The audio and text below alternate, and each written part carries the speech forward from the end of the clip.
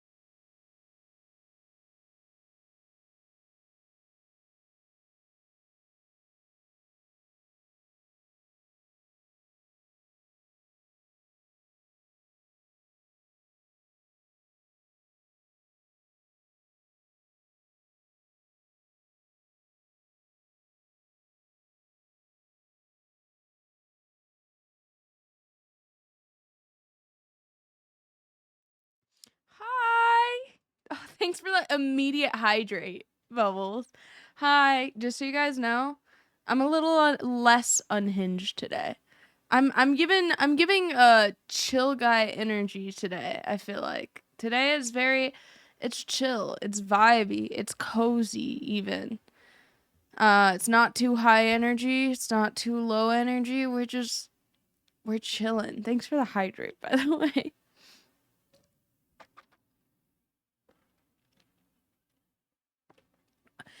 College ended for you today, Harrison? Last day ever of college or just last day for this year? It's already summer for you? Is it summer for anyone else? I'm trying to think about doing when I want to do the 48-hour stream. Yeah, it's a nonchalant stream, y'all. We're absolutely the most nonchalant we could ever be. I don't know why, but the plug over here, now you're going to notice it now that I pointed it out, is pulsing lights every now and then.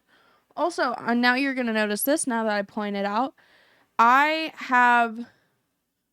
don't know if it just looks like a freckle, but to me, because it's never on my face, it really bothers me. This is a pimple I popped this morning. And it almost looks like a beauty mark now. It's interesting. Unlike me. I'm very uninteresting today. That's why we're going to talk about you guys today, because it's Therapy Thursday. AJ Drake, thank you so much for a follow. Therapy Thursday is about you guys. And a little bit about me. I mean, it's me. That's why you're here, is for me. I mean, the whole world revolves around me. I don't look yeah. You know how there's like flat earthers? There's also like Hannah earthers. Where people believe that the earth revolves around me, specifically me. Don't look it up. It's a real thing. Just don't look it up. Just trust, bro. Thanks for the follow. I'm sleepy. How do you preach the gospel? Who's Hannah? Man, we're asking the hard-hitting questions today. Thanks for the follow, PK. Yeah, the last day of college ever. I'm graduating next Wednesday, so a bit nervous about it. Harrison's graduating film school. Thanks for follow, Bubblegum. Are you nervous about finding a job in the film industry? What does that look like? I've heard it's certain industries, going to college is a very hit or miss because it can be very difficult to get jobs without connections. How are you feeling? Like, first of all, good job. What a feat it is to get a degree in college. I think that, yes, in some ways, college can be a scam depending on what you're going into, right? But in a lot of ways, also, it is still an amazing accomplishment to have a diploma. Not a diploma. That's high school. To have, like, a PhD, a master's, any sort of degree for whatever you're studying. Amazing. Don't get me wrong. I'm not anti-school, not anti-college. I'm more so use your brain and critically think what makes the most sense to do for your situation, and don't just play the game based on what everyone else is doing. But yeah, engineering student here. I'm cooked, not gonna lie. I have heard programming, like technical engineering and like engineering students, that it is rough out there for you guys. I'm so sorry. I'm so sorry. And they always tell you guys, yeah, this is the best degree to get because you're going to get the most amount of jobs. Like, there's so many jobs for this. But by the time you're like 3 years into your degree, like you're almost done, you find out that now that job is oversaturated and there are no jobs in that job. So you might have to switch degrees. It's super fun. Super great. I love that for you. Inevitable luck. Oh my gosh, it's been a while. How are you, friend? 21 months. 21. What's 3 plus 7? 21. Currently on a 13-month streak. Is 21 months 2 years? No, it'll be 24 months will be 2 years. You're coming up on your 2-year, though. Oh my goodness. That's crazy. I'll be back. Come back soon, Fantiv. I'm going to try not to say the L word today because we're not trying to have another apology video. The world over Hannah. Well, listen, red light. Wait, didn't I follow you yesterday? What the heck? I don't know. I feel like follows on. I've had issues with following people on Twitch today and yesterday too for some reason. I wonder if follows are kind of broken on Twitch. I really don't know. Because sometimes it'll look like I followed someone and it'll be a follower only chat, but then I can't type in the chat. I don't know. It's been strange for me too. Hi, Pascal. Twitch, get your stuff together. We've been over this. It's T, Hannah. Oh, sorry. Sorry. Fantiv. Fantiv. Fati. His name is Fantiv. I'm sorry. I can't. It just. I've spoken. Sorry, her. I'm sorry. Okay. Listen, should I just end stream? Should I just end it here? Hello there. I'm sorry. Thanks for the follow, T. I'm so sorry, T. Also, speaking of T, she has been she had a really good mod application, by the way. She has modded other people before, and she is very good at what she does when she's here. Like, I'm just saying. W mod. Me is old, but I managed to go. Did I get a sub? What just happened? Oh no, I got bits from Marcus. Marcus Mazzoli! It's my boy Mazzoli! He's rescued 1,000 kittens from his mansion whenever somebody lit it on fire because they were mad that he donated $2 million to charity, you know, because this guy hated charity. That's my boy Mazzoli. Stream is not starting on a hot note. It's real. I told you guys this is a chill stream. I'm a little sleepy, which is weird because I kind of slept in this morning, but for some reason, because I slept in this morning, I'm more tired. I'm also more like awkward today. I'm a little more introverted today. It's just the vibes. The vibes are very nonchalant today. Drake is my boy Drake. What's up? Hello, Animal. How's work? How was work yesterday? How is it the same every day? Find joy. Romanticize your life. Play. You know what you should do to make work more fun, Drake? Especially if you're driving a forklift. You could put on like medieval, what do you call it? It's like gothic medieval music or something.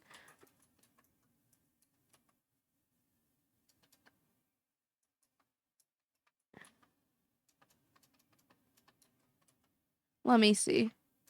Let me see if I can find it. Let's see. What about this?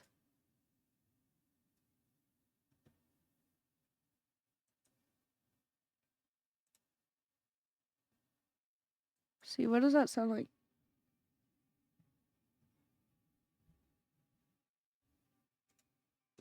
No, that's not like this is good, but this isn't what I'm looking for.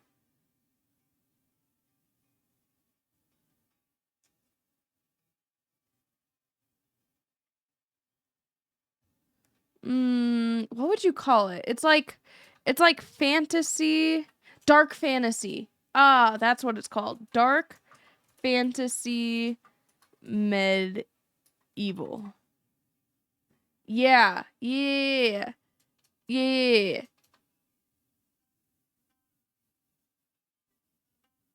Like this?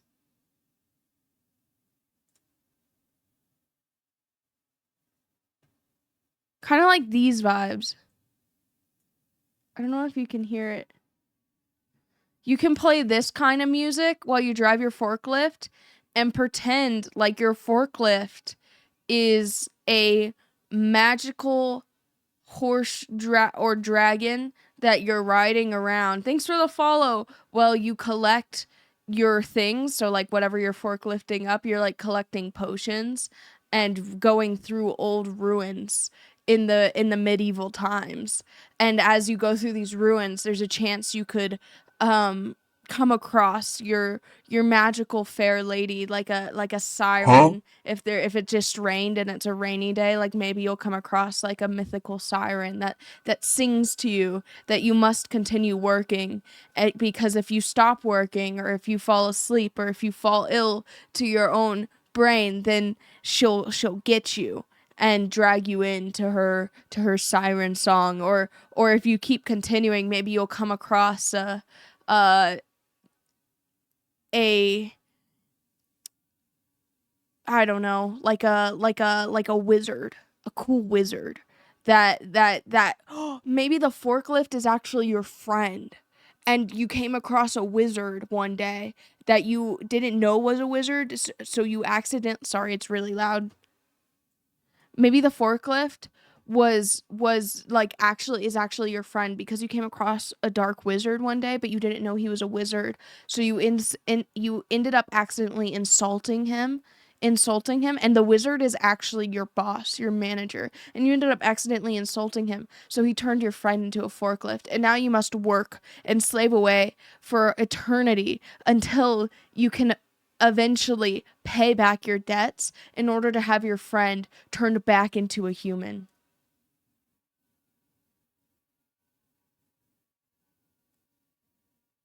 I feel like that would make work a lot more fun. I feel like romanticizing work for me doesn't work. Like this kind of this for me, romanticizing life for me, it can't be like, oh la la la, just a day of sipping my coffee and no, it's got to be like quests and dungeons and barbarians and sirens and wizards and and I must do this. I must continue driving my car and making it from point A to point B, and I have to do it within a certain amount of time, or I have to fold my laundry fast enough, or else because the world depends on it. Because this might seem like a mundane task, but no, no, no. No, no, no. This is actually a quest. And if I don't complete the quest within the time limit that I have been allocated, then the entire world is at stake, or a loved one of mine. This is why while I'm walking down the streets, while I'm going on my daily walk, and there's cracks in the sidewalk, I can't step on them. I can't step on them because they're cursed. Because they're cursed. And I have to continue walking this path in order to get back to the village, in order to retract that curse by drinking my potion, my morning potion, which is my coffee. I'm just saying, real life D&D, I want to play D&D so bad. Thanks for the follow, Billy. I feel like D&D is like, I want to play Dungeons and Dragons so bad. I'm really vibing to this music, by the way. I'm adding this to my playlist. Yo, Gabriel, hello. Cause they break your mama back. Widowy, because they break your mama back. Widowy, that is why. I'm supposed to play it this summer. You're gonna play Dungeons and Dragons? You're so lucky. The one reason why I haven't played, literally the only reason I haven't played Dungeons and Dragons yet is because I have not found a good dungeon master yet. I want my first, I would absolutely like love to take the time to literally like stream like once a week or once every 2 weeks or even once a month, like a 3 to 4 hour Dungeons and Dragons session, and it's like continuous, and then like we like, especially like if it's like with like friends that like can voice act, or like we really get into character. Thanks for the follow. Like, you know how like there's that one, who's that one person, that one group of D&D people who like actually voice act, and it's really good, and so people actually end up animating their characters, and there's like animations and YouTube videos for them, and it's so fun, it's so entertaining to watching. I remember there was a point in time, Miki, join me, please join me. Oh my gosh, wait, can we literally make this happen? Can we make this happen? Because I will take the time. All I need is a good dungeon master. That's literally all I need. You want Matt Mercer to be your dungeon? I don't know if he would be available, but if he was down, I just try to do everything very quietly and smoothly because everyone else pushes things around and they are mad loud. Yeah, but like that could be part of your quest, Drake. Your quest is that you have to do it gently because it's your friend that's actually the forklift. And if you hurt the forklift, like you're hurting your friend. And if you don't go gently and smoothly, like it could if you break anything, it could increase your debt, you know? And so like it's a quest. I feel like I would be so good at Dungeons and Dragons because like hear me out. I okay, I was literally with Nick's family for Easter. I hung out with his family for Easter. Um love his family. His family's like super close knit. Nick has a huge family. Um I was sitting there with all the adults in the room. I was at the adults table this time. I don't know why they put me there. And whenever everything finally like went silent for a minute, you know the conversation I started. I spoke up. I said, "Guys, why don't we play pretend?" Thanks for the follow, Haskell. Why did we stop playing pretend? Why can't we just hang out? We should do a double date or double dates or like just go as a family and hang out and go on like a hike and pretend like we're going on a quest, like Bridge of Terabithia style. Like let's pretend like we're finding some buried treasure in the backyard. Like, why don't we do that anymore? Why is it not socially acceptable for adults to play pretend? It is so fun. Playing pretend was like the best part of childhood. Why can't I do that? I got bullied for playing pretend when I was in middle school. Because apparently, when you're in middle school, you should stop playing pretend. No, I want to pretend like my stuffed animals are actually real. Thank you very much. I still want to play with action figures and toys. It's fun, and my mind is much more creative than yours, probably. Hi, Vestigio Potato. Thank you so much for the sub. 29 months is crazy. Oh my gosh. Hello. Hello, friend. Moin, moin. Um. Thanks for the follow, Uncle Clizzy. Oh, that is a username choice. That is definitely a username choice. Why always makeup? Natural looks better. Well, I appreciate that. I personally don't mind too much when I'm not wearing makeup. Thanks for follow the Grim Peeper. I personally don't mind too much when I'm not wearing makeup. However, I do have like periods of time where I just feel a lot prettier with makeup. I have how do I explain this? Thanks for the follow, Elay, your fella. Um, for me, makeup is kind of like art. Like it's not that I need it. It's just makes me it's like decorating my face. I don't know if that makes sense. It's just like style or fashion. I it's like decoration. It's like this room is fine without all these things on the walls. And maybe for someone, all these things on the walls is ugly as heck, right? I mean, granted, I'm still in the process of fixing this. Thanks for a follow. But to me, it makes me happy to see it. It gives me a little boost of dopamine when I see it. It's decoration. It's added on, you know? It enhances sometimes even. That's when you decorate a house. Sometimes it's to enhance the actual house itself. Sometimes it's to cover up some things that you're not so happy with. Thanks for a follow. And sometimes it's just because it's really cute, you know? And so for me personally, I don't treat makeup like a mask. I treat it like a decoration. Like it's just fun. And sometimes there are some days where yeah, I feel a little more insecure than others. But are you wrong for wearing a oversized hoodie when you feel a little bloated that day because you're a little insecure about your body as a man? Are you wrong and unnatural for wearing a hoodie that day? Are you conning other people? Are you lying to people about your looks because you're wearing baggy clothes so that they don't see that you actually maybe have a little weight on you or you're a little bloated? Maybe you don't have abs, but you're hiding them all the time. So, you're lying. No, that's not obviously that's not it. I feel like it's similar with makeup. Makeup can be a bad thing, just like fashion can be a bad thing, just like anything else. If it becomes a mask for you, if it becomes where you're literally turning yourself into a different person because you feel so insecure in your own skin that you feel like you have to be someone else, that's not healthy. But if it's just fun, if it's decoration, if it makes you feel prettier because it's cute, just like me seeing these things makes me happier than whenever the walls are bare, then do it. Like, I feel like I look more like the art that I draw whenever I take pictures when I have makeup, and it's fun. Do I hate how I look without makeup? No. I think I look fine. Honestly, I think I look really pretty without makeup most of the time. I do have a couple pimples. You probably can't see it, but here, and here. And today, especially, was one of the few days where I was like, I kind of feel like I would feel a bit prettier with makeup because I don't want to see the pimples on my face, to be honest. Thank you so much for the follow. Oh my gosh. Welcome in, Askell. First stream I catch because time zones, but I already love the vibes. What time is it for you, man? Where are you from? Makeup adds to style, I feel like, too. That's what I'm saying. Like, Miki gets it. Miki gets it. It was an inside joke. Wait, what was an inside joke? Oh, your username, Uncle Glizzy. Now you're stuck with it forever, bro. I'm sorry. My bad. Haley, thanks for the follow. Like jewelry. Yeah. You get it, Miki. You get it. It builds aura.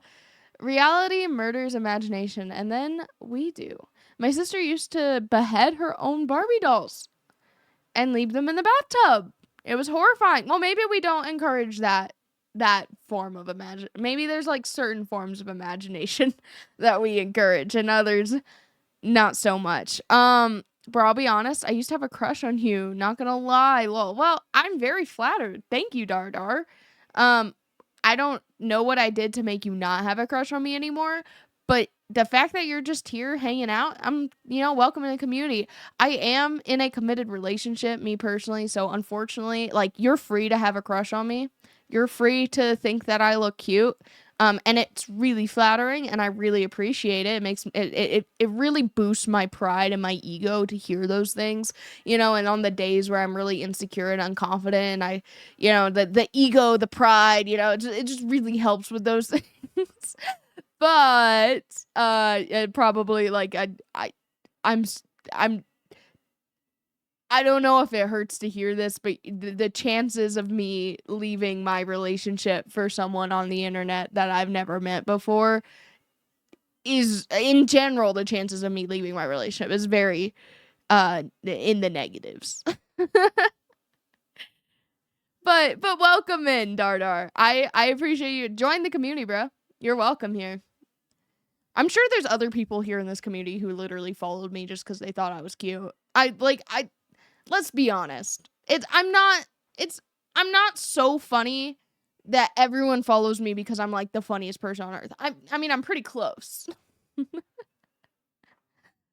But yeah, I'm sure there was a lot of people who started out that way, but now that they're here for the community rather than me. I mean, they're here for Jailsu and Izon and Luan more than for I. Oh, I got a text message. Nice. Guys, I'm super excited. Uncle Glizzy! Yo, we got a Prime sub from the Uncle Glizzy. Let's go. W Prime sub. Mwah. The fact you only have one Prime sub.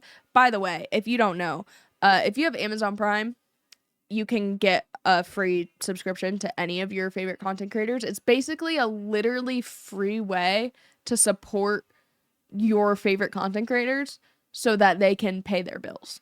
It's pretty sick, not gonna lie. And the fact that you only have one and you chose me, you chose to use it up. I mean, that's my boy Uncle Glizzy. Listen to that username. What you already know he's a real one, Like, thanks for the follow, no swear. I only brush my hair so I can put it up. Maxed out, low maintenance. I feel like, yeah. Yo! Zamoli! Holy Zamoli! Again? You went crazy yesterday. How deep are your pockets, brother? How deep are your pockets? Save that money to be sending to your what do you call it?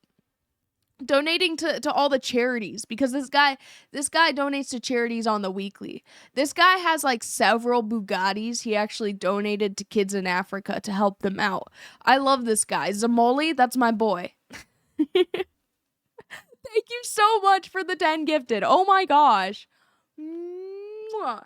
If you guys don't know, this is something that I kind of like I usually always give like a forehead kiss like this whenever people give subs, because It was just something I've always done since I started streaming. So if you think it's cringe, you probably shouldn't hang out here. If you think that's cringe and you're here in this stream, I'm sorry to tell you, bud, but it gets worse. It gets way worse from here. Like that's like bare minimum cringe on this stream. It's pretty bad. It's pretty rough, man. Also the low maintenance maxing. I don't know if anyone else has this issue. I feel like a lot of guys are pretty low maintenance. Hi Freezer. Hi. I feel like a lot of guys are pretty low maintenance, right? Um, I appreciate when a guy puts effort into his looks. It's a lot. Part of what attracted me to Nick was the fact that he actually Nick took the time to like shave every day pretty much, or every other day. He was going to the gym, taking care of himself, getting his hair cuts.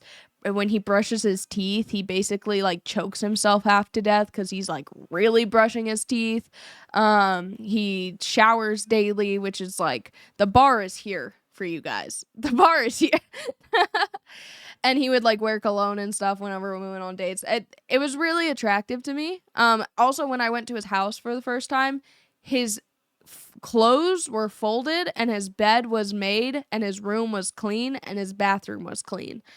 It was so overwhelmingly attractive to me as a woman to go to this man's house and see that he's clean. Literally, the bar is here. This man had his bed made and his clothes folded, and his bathroom was clean. There was nothing on the floor in his room. When I tell you I fell so hard for this man.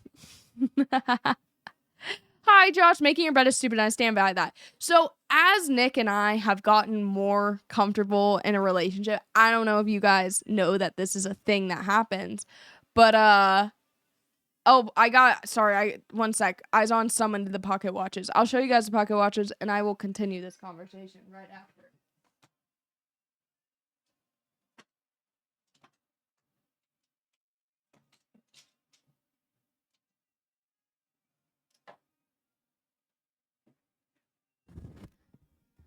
These are pocket watches, according to Izon. If anyone tells you these are not pocket watches and these are actually makeup, oh no. And these are actually makeup, they're wrong. They're wrong, and Izon is right, as always. Don't shatter this man's dreams. All right. Anyways, back to my original topic of interest. Yeah, so whenever you're in a relationship and it's really healthy, you kind of do this thing where you get comfortable in life. I don't know about you guys, especially when I was younger. I say that like I'm an old lady. I'm literally only 23, which is basically unk status. Thanks for the hydrate, Bubbles. Hi, King.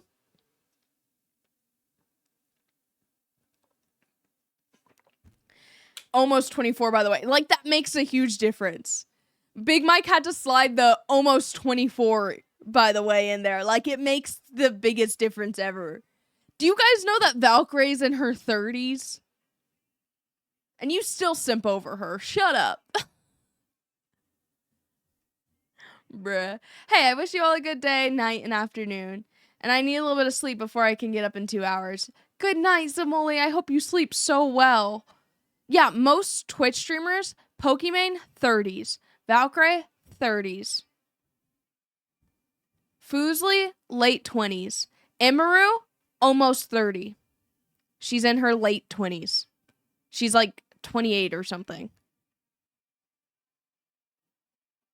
And these people have a worse lifestyle than me. These people are not dating anyone, and when they date people, it's usually a toxic relationship.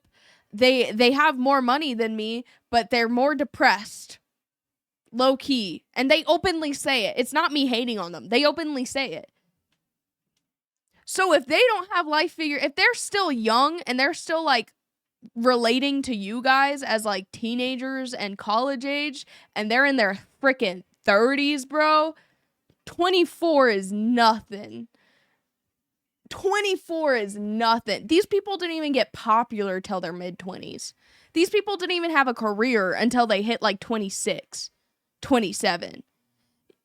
If you guys think like, oh no, I'm graduating college, I'm like 23 now. Oh no, I can't make a career online. I can't be a content creator anymore. I can't do anything anymore because I'm not young and relatable anymore. Markiplier, PewDiePie. And you're like, oh yeah, but they got popular when they were younger. You know when they were at their peak? They were at their peak when they were in their 30s. Like, late 20s, sorry. Like 28, 27. Most of these content creators didn't hit a popularity, especially streamers. Most of the most popular streamers didn't hit peak popularity until late 20s.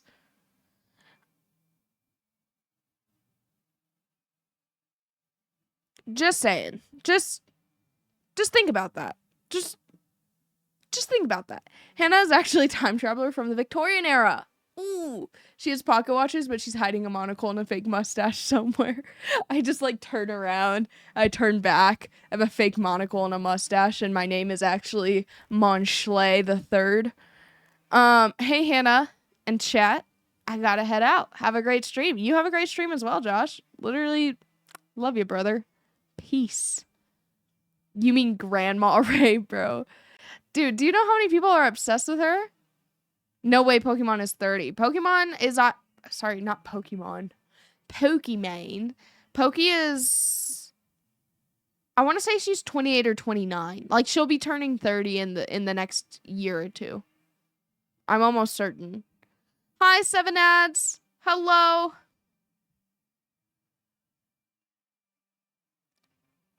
She's 28 right now. Oh, no, she's 30 next year. She's 29. Yeah, I think she's turning 29 soon, and she'll be turning 30 next year. Which is, like, you can't even tell. She looks like she's in her 20s. Oh, taper fade. What are you planning on drop shipping, Dardar? Potato Dad, thank you so much for the sub. W sub, let's go. W sub.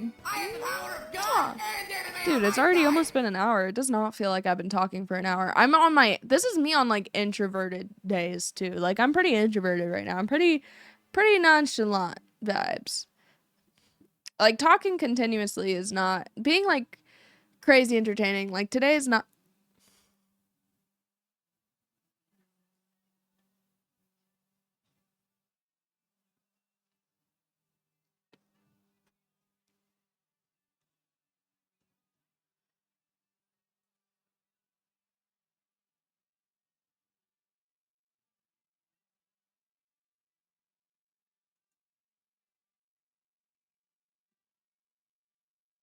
Yo. Huh? Josh with the 25? 20. Is bro trying to say something? 25? 25? Talking about age? I'm turning 24. Is bro trying to say something?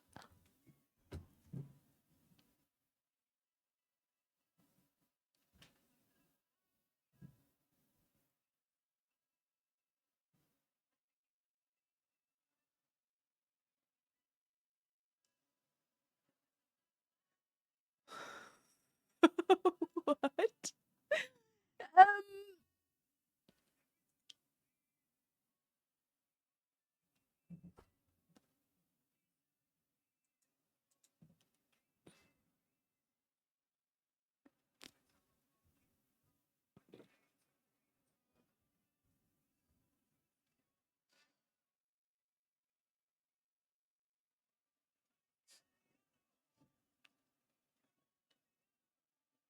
I don't know what to do.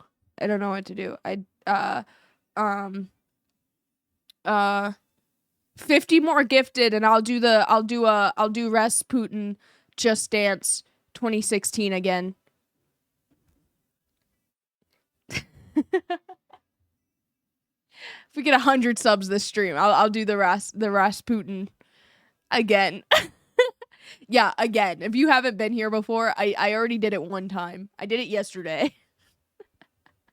And that's a promise. Oh my gosh. Bro, King.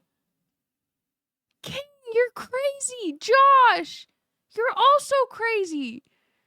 Like, actually, you're crazy. Like you guys are actually crazy. Like, have you guys been diagnosed? Have you checked this out? Like, I really feel like you should really go see someone. It's like it's becoming an issue, honestly. I think I'm so funny. The only person laughing at my jokes is me, and I know it. But it's fine. I'm enjoying my own company. Yo, inevitable luck! Inevitable luck with the one gifted sub. He's adding on. Oh man, I shouldn't. Honestly, I know you guys. I should not have promised anything. Promising anything to you guys is a death sentence. Oh, I've been called a lot of things. Sane is not one of them. Honestly, that's hashtag relatable. All that matters, gang. Made her speechless, hard to do. Wow. Wow, bro. Honestly, I can't even be mad. I can't even, like, yeah. It is hard to do. I was at the gym yesterday. What is Therapy Thursday? Oh, wait, let me finish. Let me finish my first train of thought, because I will forget. I will forget. Don't you? And I need to like fill as much time with me talking as possible, because I'm super introverted today. I need you guys to do even more talking. Actually, step it up, chat. Yeah, I might be behind in chat already, but this is your fault. You guys need to actually chat more. Yeah, I might not see it because I'm behind in chat already, but actually you need to chat more. You guys need to step it up, gang. Come on. I was at the gym yesterday. I had leg day. It was already pretty late in the gym. It was my sister's birthday yesterday, so I called her before I went to the gym, and then I was on the phone with her for a bit, and I was gonna go to bed early last night. That's part of why I slept in today, because I ended up going to bed really late last night. All irrelevant details to the story I'm telling you. And so I went to the gym. I hopped in. The gym is like almost like I only have like probably like 2 hours before the gym closes. I don't like being there as soon as the gym closes. It just feels weird to me.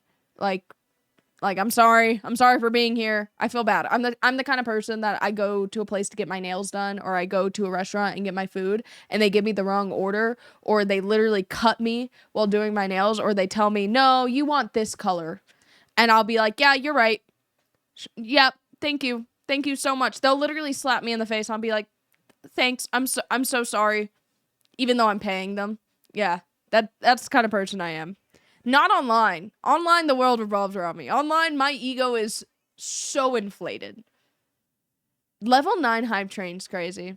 Thank you guys so much. I love you guys. Bye, dear in the shadows. Good night. I hope you sleep so preciously lovely. I hope both sides of your pillow are absolutely frigid tonight. Oh yeah, I was at the gym. I was in a super extroverted mood yesterday. If you guys were here on stream yesterday, you know I was off that silly juice, as some of you may call it. And when I'm not saying alcohol. I don't drink or smoke or anything. I'm pretty boring, you know? But I don't know. I woke up something silly juice. I don't know. Maybe I had one too many coffees. Maybe a little too much caffeine. I don't know.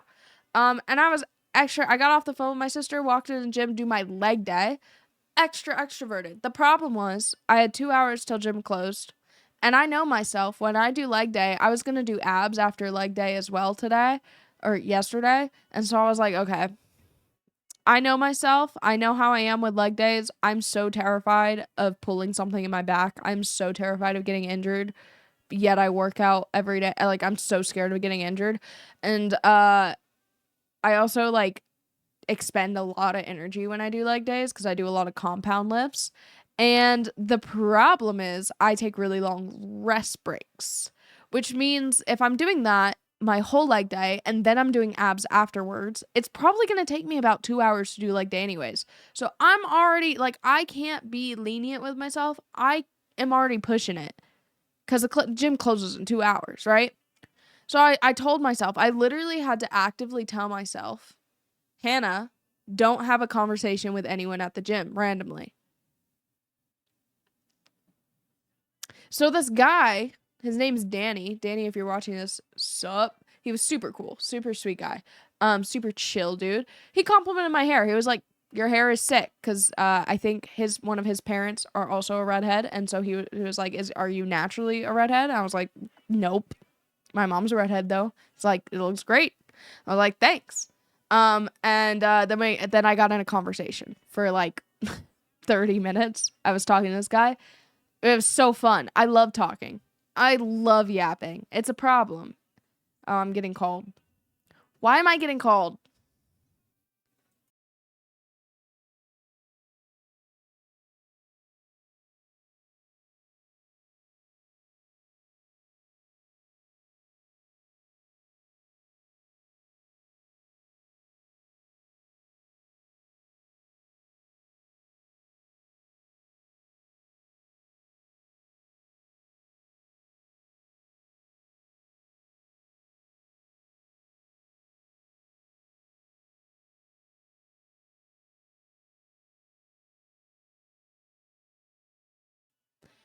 I forgot what I was saying. Oh yeah, basically I could not stop myself from yapping to a random stranger because I was in an extroverted mood. I literally have to tell myself when I'm in an extroverted mood because I will make friends with a freaking pigeon.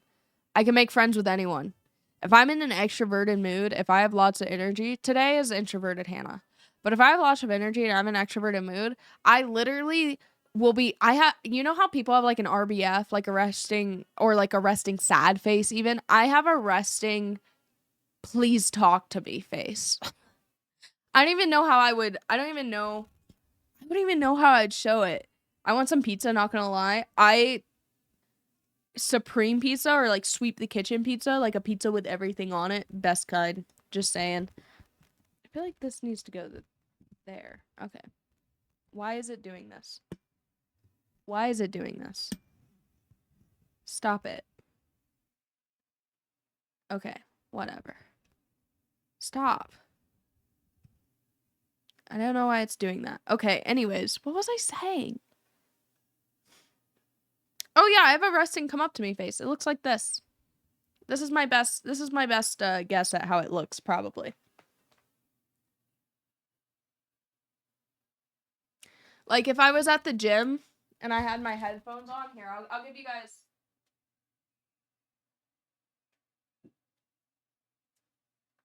When I'm in a really good mood and I'm at the gym and it's like an extroverted day, this is what I look like.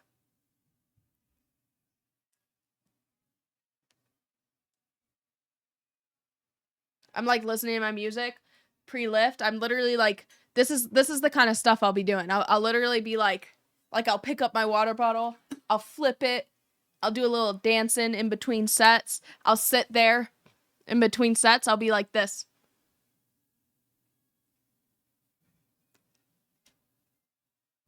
Like singing the lyrics under my breath.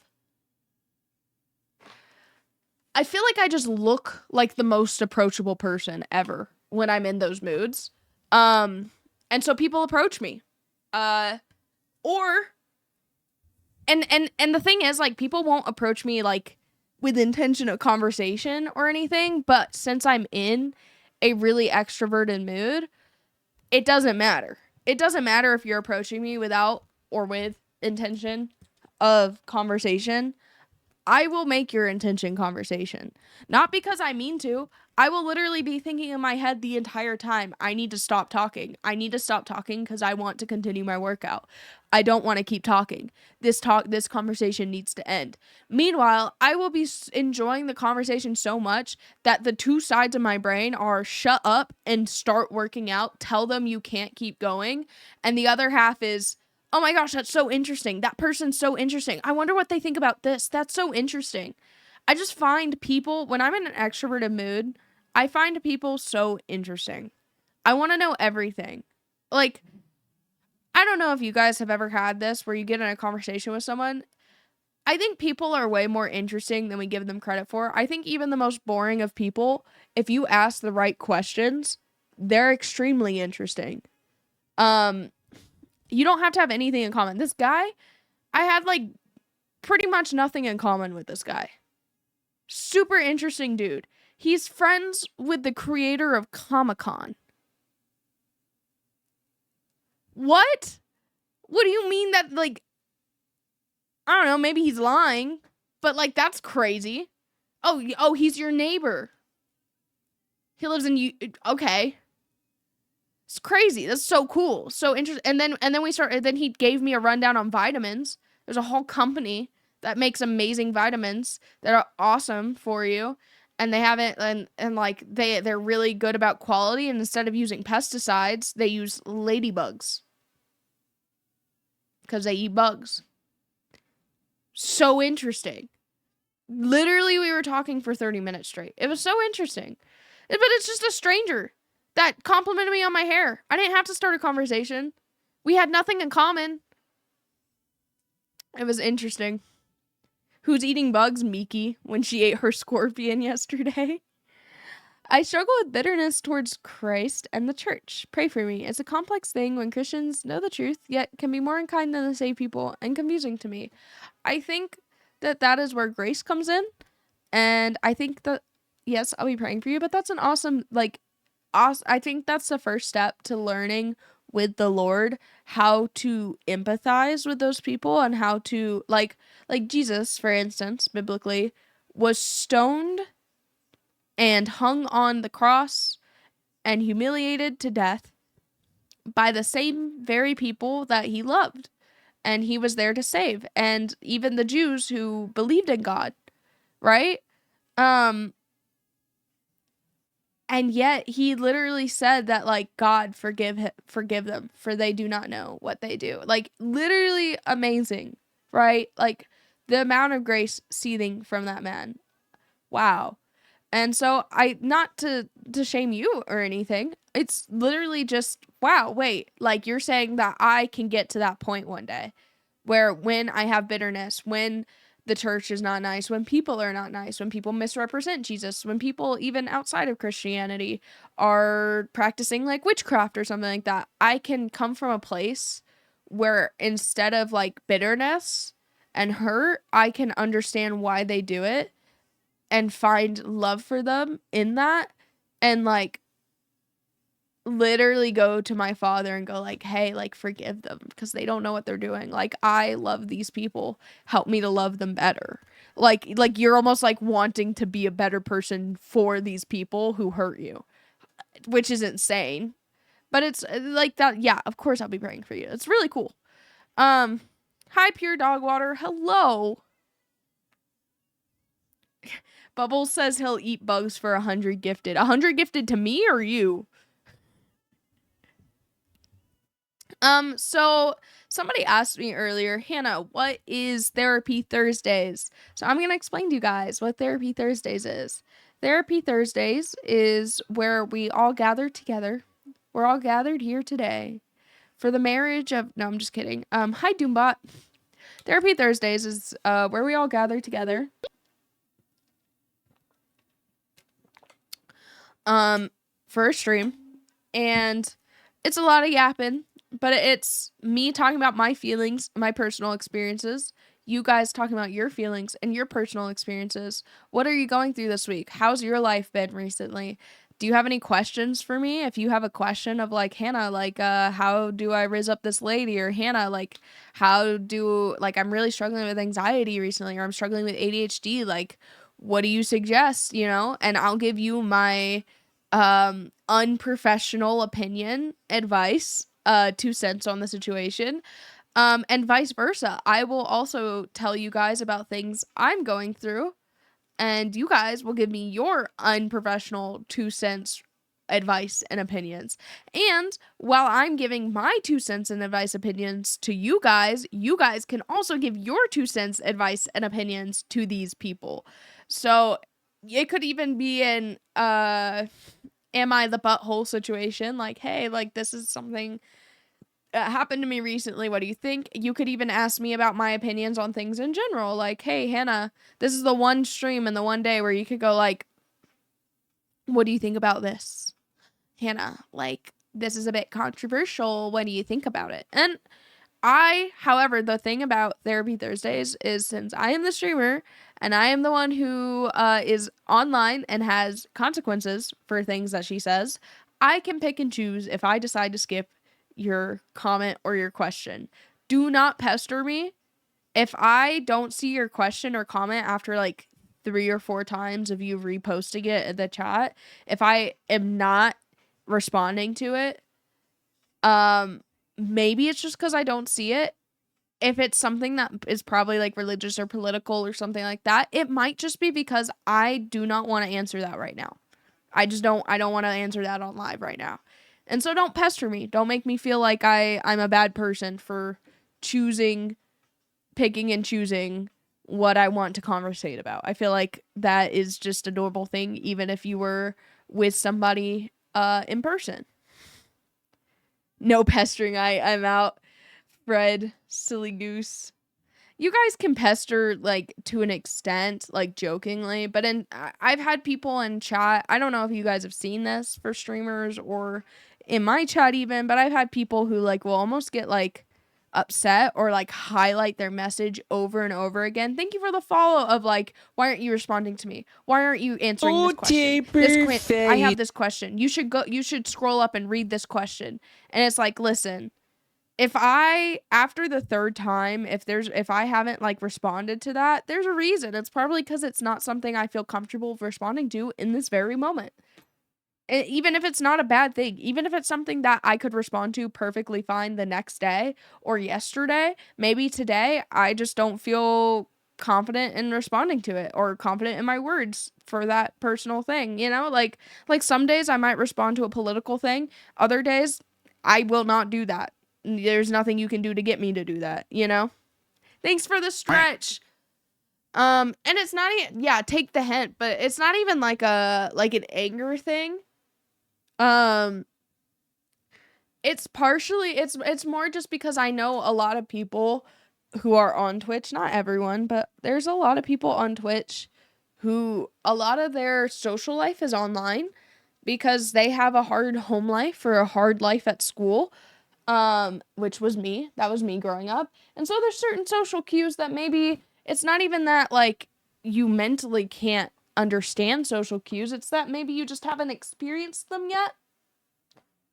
So it's not even something to get like mad at someone for, but that's why we explain it.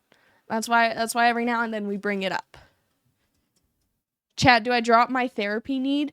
Introvert, what you going through right now? You broke my heart the other day when I asked you about Jade. Oh, really? What was your question about, Jade? I feel like I answered that though. There's a strong sense of justice through there. Oh, sorry. There's a strong sense of justice though. And it needs to be held responsible. I'm a critic, so I apologize. Oh, when you said she had a BF, I'm pretty sure she openly posts about it. Fred. Oh my gosh. I'm pretty sure she openly posts about it on her stories and stuff. I could be wrong. Maybe it's not her boyfriend. It just seems that way.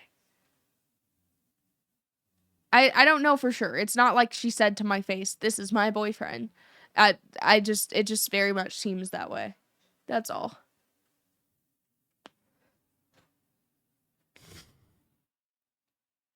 I don't know. I don't really follow her stuff. She's just, pretty. Well, most women with a following on the internet are. I feel like it comes with it because even if like I feel like there's women who Thank you so much for the bits, Hannah. Do you laugh when getting pedicure? Oh, I'll get back to that question. Give me a second. I feel like there's some people, some women who get popular on the internet but aren't the most attractive conventionally. I think a good example of that maybe I shouldn't do an example. But there's some that aren't conventionally the most attractive, but are very entertaining or very funny, and they get a large following. The reason why they're attractive now is now they have the money and the means, and they know that their face is going to be on the internet often because this is their job, that they now have a makeup artist, or they start going to the gym because they have a little more free time, or now they can afford that nicer makeup or the cuter clothes, or to get their hair done, or somebody or hairdressers even want to do their hair for free. And so a lot of women with a following on the internet, and I think it can be similar with men. I think men just care less about looks because it's not instilled in them the same way it is in women growing up. Um, if a woman has a large following on the internet, of course she's going to be attractive because she has the means to be attractive. And because it is literally pushed on women all the time to be attractive when you can be. I think the least attractive I was in my life was when I was super broke. I didn't have money. I didn't have education on food. So I thought it was fine to eat like 12 hamburgers in a day, um, which sounds dumb, but I genuinely, like, I didn't know because I didn't grow up in a family that educated me on that. Food was very confusing for me growing up. Um, I didn't have clothes. A lot of my clothes were hand-me-downs. I didn't know, my parents didn't teach me about hygiene the way that most girls learn. I didn't have the internet the same way that most people did. I was grounded from my phone all the time. So I was a stinky, uncleanly, little bit of chunk on me, not very pretty lady. And as I made more money in my life and was online more, I learned because the thing is, like, when you're working so much so that you can make a living to pay your bills when it's that bad, you don't have the time to sit there on the internet and learn how to be the prettiest girl in the world. Thanks for the follow. Or to learn about food and things like that, right? You also don't have the time to practice them because you don't even have time to cook your own food. You don't even have time to go to the gym. Thanks for the follow. You don't even have time to even try to cut your own hair, or learn how to cut your own hair, or learn how to do your own nails so it's cheaper so you can afford it. It's very, very privileged. Thank you so much for follow, Wolf. There's a reason pretty privilege is a thing. It is privilege to be pretty. Like, even a pretty person, when they're super poor and they grow up learning to work, if they weren't already considered pretty when they were young, right? Like, if you're considered pretty when you're young and you're poor, you usually get life a bit easier because people will you can make money off of looks. And part of that is because, unfortunately, you can make money off sex appeal, which sucks. I don't try to sexualize myself whatsoever. But that's part of why looks make you money. Secondly, why looks make you money is the halo effect, where if something looks good to your eyeballs, it doesn't even have to be me. It could be art. It could be a house where it's decorated really well. If it looks good to your eyeballs, you assume the rest of it's good. If this house is decorated really pretty and it looks like this perfect mid-century modern cool house that's like super aesthetically pleasing, you're going to assume, yeah, there's nothing wrong with the AC or the floors or the pipes in the house or the foundation of the house. It's a perfectly good house. This is a really good house. It should sell for a high price. And then you're in the house for a year and it falls apart. It's the same with humans, you know?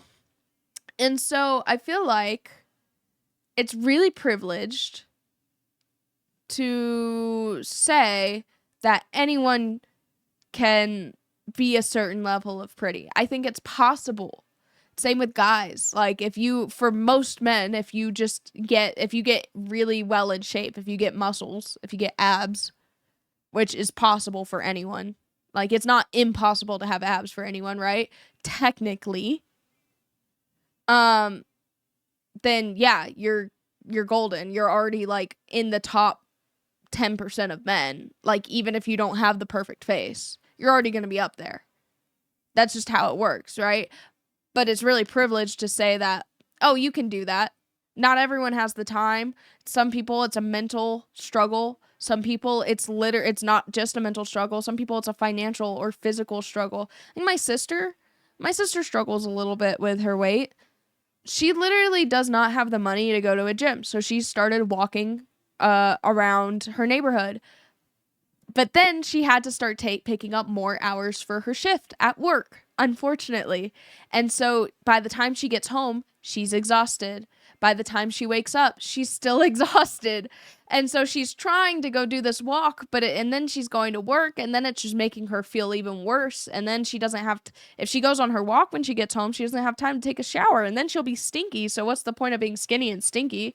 And then then she can't even cook the right food, so she'd have to eat out anyways, but then she's losing money because she's eating out. So it's like it feels like a lose-lose situation when you don't have the means, right?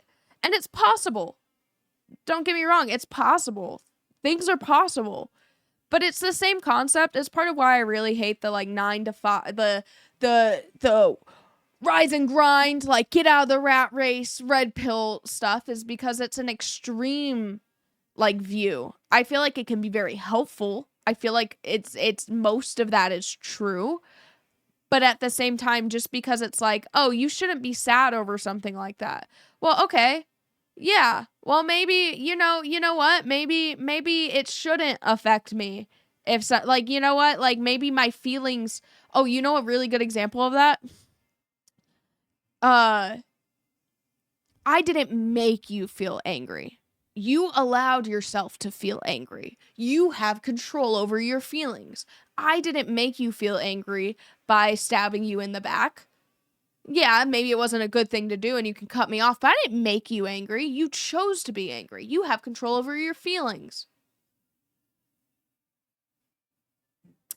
So technically, there's truth to that, right? Like, technically, if you look at that on a piece of paper, if someone writes that out, it's true. Does that make it right, though? In every sense? It makes it helpful. It's helpful to see things that way because you can pursue accountability and responsibility. You can pursue learning how to regulate your emotions, and that's super helpful. And not playing the victim and blaming everything on everyone. But at the same time, it's like, okay, how often do you, pointing the finger at me, actually are able to just not get angry when somebody does something bad to you? It's not as easy as you make it sound on a piece of paper, right? And I think it's the same way with fitness and being pretty and going to the gym and eating perfectly fine and getting the education that you need and getting out of the rat race and spending time on your passion on the side. And like, it's a little privilege to see things like that. Like even here in America or in most places in Europe, being Christian, which is crazy because Christianity, a lot of people are like, Christianity, like you know, like you guys are the ones on top anyways, calling the shots. Well, it's actually privileged to be a Christian openly and to talk about it because there's many countries that if you say you're a Christian out loud, you get executed. It's all a perspective. It's all perspective. There is privilege in everything that we do every day. And so I feel like the next time you sit there, and it also goes back to our conversation about like, I'm too old to start pursuing my passions or my dreams. It's like, okay, says who? There could be some truth in some things, right? Like maybe it's harder for someone with this, maybe this or that. Maybe everyone can do this thing on a piece of paper, but it's really no, like the world is what you make it.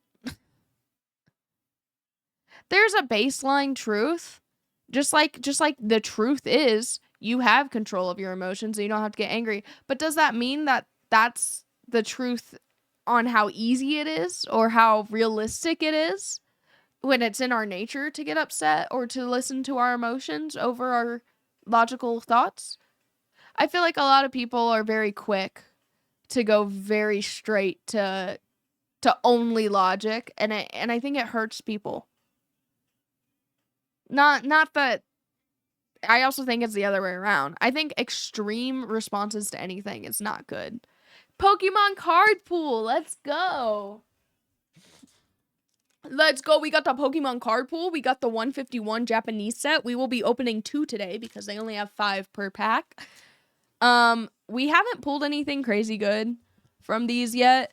So hopefully today that luck changes. What's that one? Wait, hold up. I'm gonna play a little sound real quick. I should make this to where it plays this sound whenever y'all use the bits.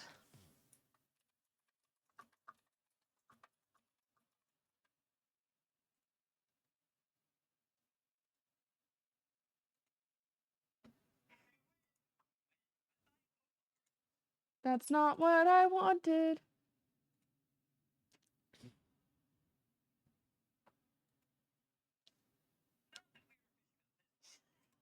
There we go.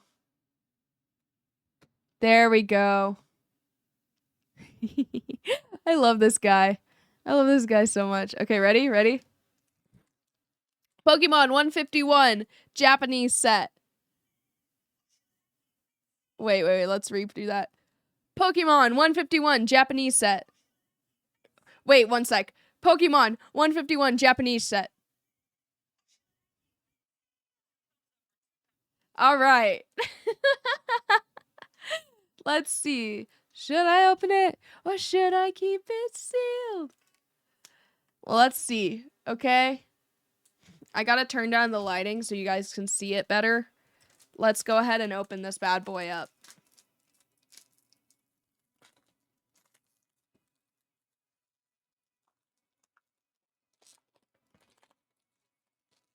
I'm having a hard time opening it.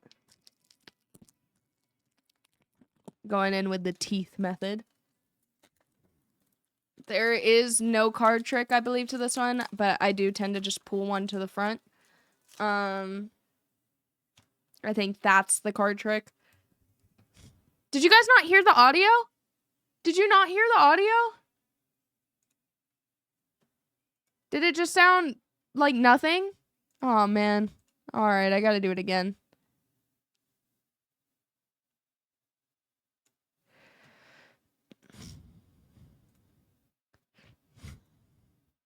There we go. All right, I'll just hold up a different pack. I have a stuffy nose. Pokemon 151. Should I open it or should I keep it sealed? 2 thumbs. Did you guys hear it that time?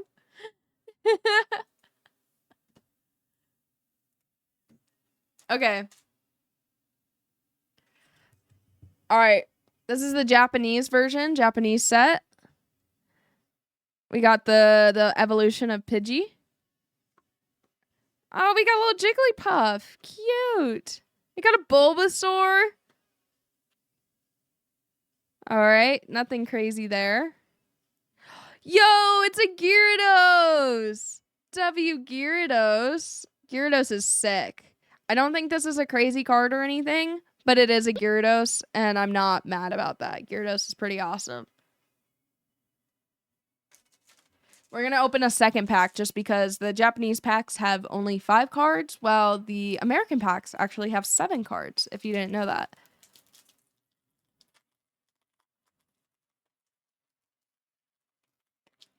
Okay, I got to use the teeth method again. This is a struggle, man. I have to blow my nose. I don't know what it is. The longer, maybe it's allergies. The more I talk, the more my nose gets stuffy. I don't know if that even makes any sense.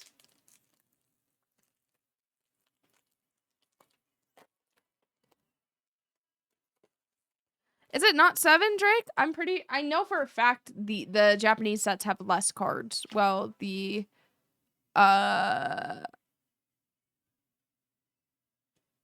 actually, just kidding. I think Japanese has 7, while the American has more. I'm wrong. The American has 10, while the Japanese has 7. I'm pretty sure.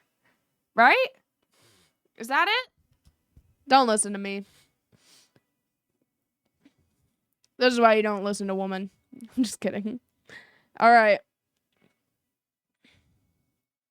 Cute. This is our second one. Oh, Ponyta. This was one of my favorite Pokemon when I was a kid. It's not really my favorite anymore, but I loved watching her evolution run past the screen on the original Pokemon anime with Ash and Misty and Brock. Ooh, that's a pretty card. That's pretty. I'm keeping that one just because it's pretty. It's really pretty. Wow.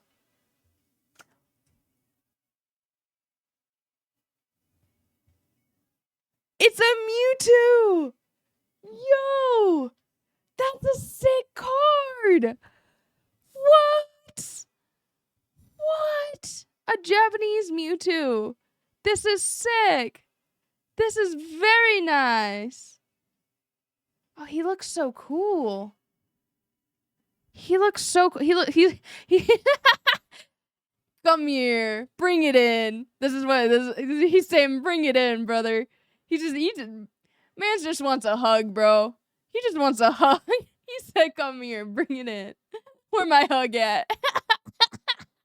He said, where my hug at?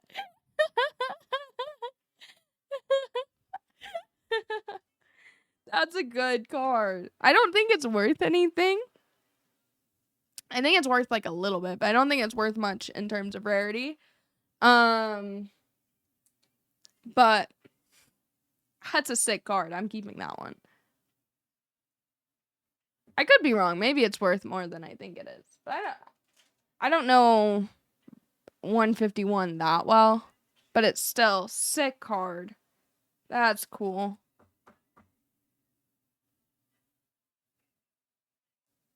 All right. Where my hug at for real? I'd hang the last two on my wall. I don't even care if they're pretty. I think that's fun. Having a wall full of Pokemon cards. It's like my manga door where they keep falling off. I'm gonna fix it eventually. I'm probably gonna fix it eventually. Probably a nice, clean 50 cents. I'm still gonna keep them. Like a Japanese Mewtwo card is sick. That's so cool. I don't know about you guys. I would love a day where I just play the actual Pokemon card game. It's so fun. I don't know why people don't play it that often. I get the collecting being more fun or whatever for certain people, but my nose is so red right now. I think I'm being hypercritical of myself at the moment. Imagine Pokemon card wall. That would be sick. That'd be so cool. Good night, Mark Nelson. I have to pee. I'm going to take a little pee break. What time is it? 7:40, 7:50. This might be a shorter stream today. Just because I did start it really late today and I still have to go do chest day. And I have to do a lot of meal prepping today because I ran out of food in my fridge. Would you be willing to hear a fan's testimony? Absolutely. I actually have a wall. Well, some of them are testimonies from you guys that you've sent me in my P.O. box. Speaking of P.O. box, I also need to open one of those. I have so many things to do. So little time. But yeah. Also, hold me to it, guys. I'm going to make some content tomorrow. If it's the last thing I do, I'm going to make some short form content. I'm going to just film some TikToks, even if they suck. Even if they're the worst TikToks ever. It's one step in the right direction. I'm going to make some TikToks tomorrow, and I'm going to freaking post them. And we're going to and reels and Instagram reels. And they might suck. They might be so bad, but I'm just going to post it. Even if they flop horribly. I just got to bite the bullet and do it. But yeah. I'm going to go pee real quick and blow my nose.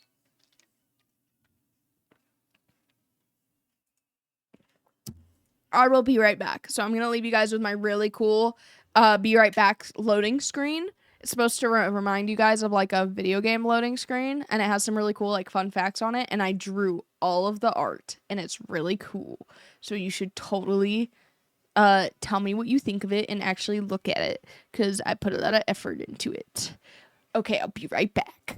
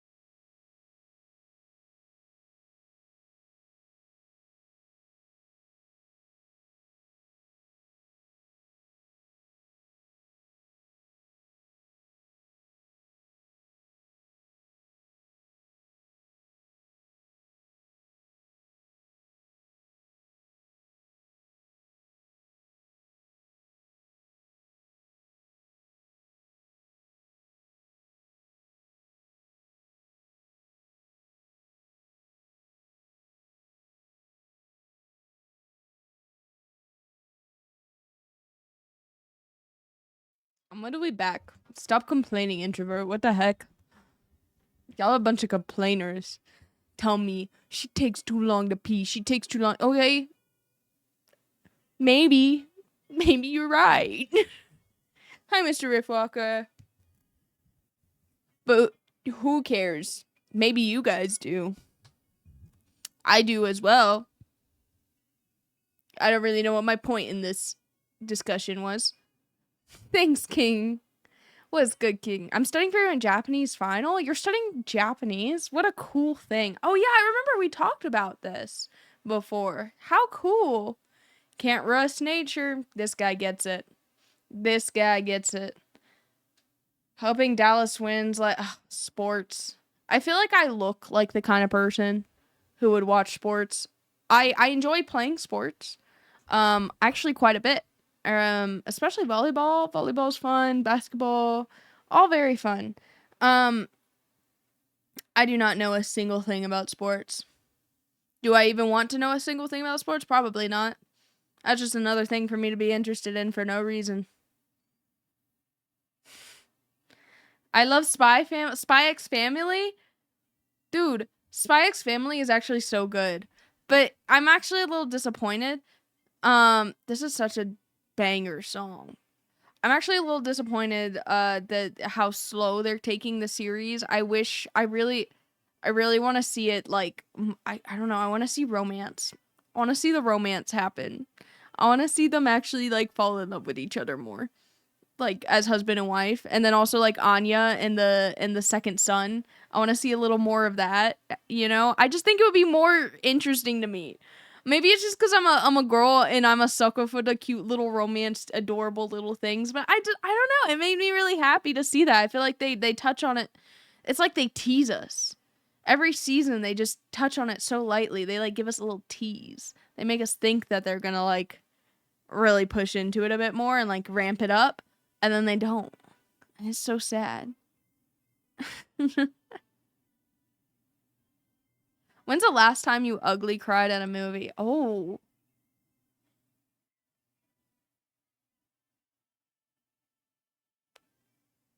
That's a good question. When was the last time you guys ugly cried at a movie? I'm trying to remember the name of it. The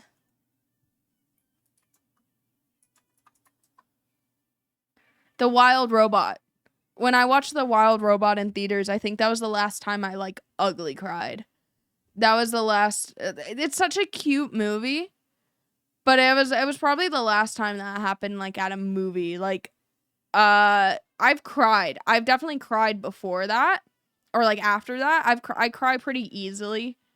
I'm a I'm a very empathetic person, and I care a lot, which can be a good thing and a bad thing.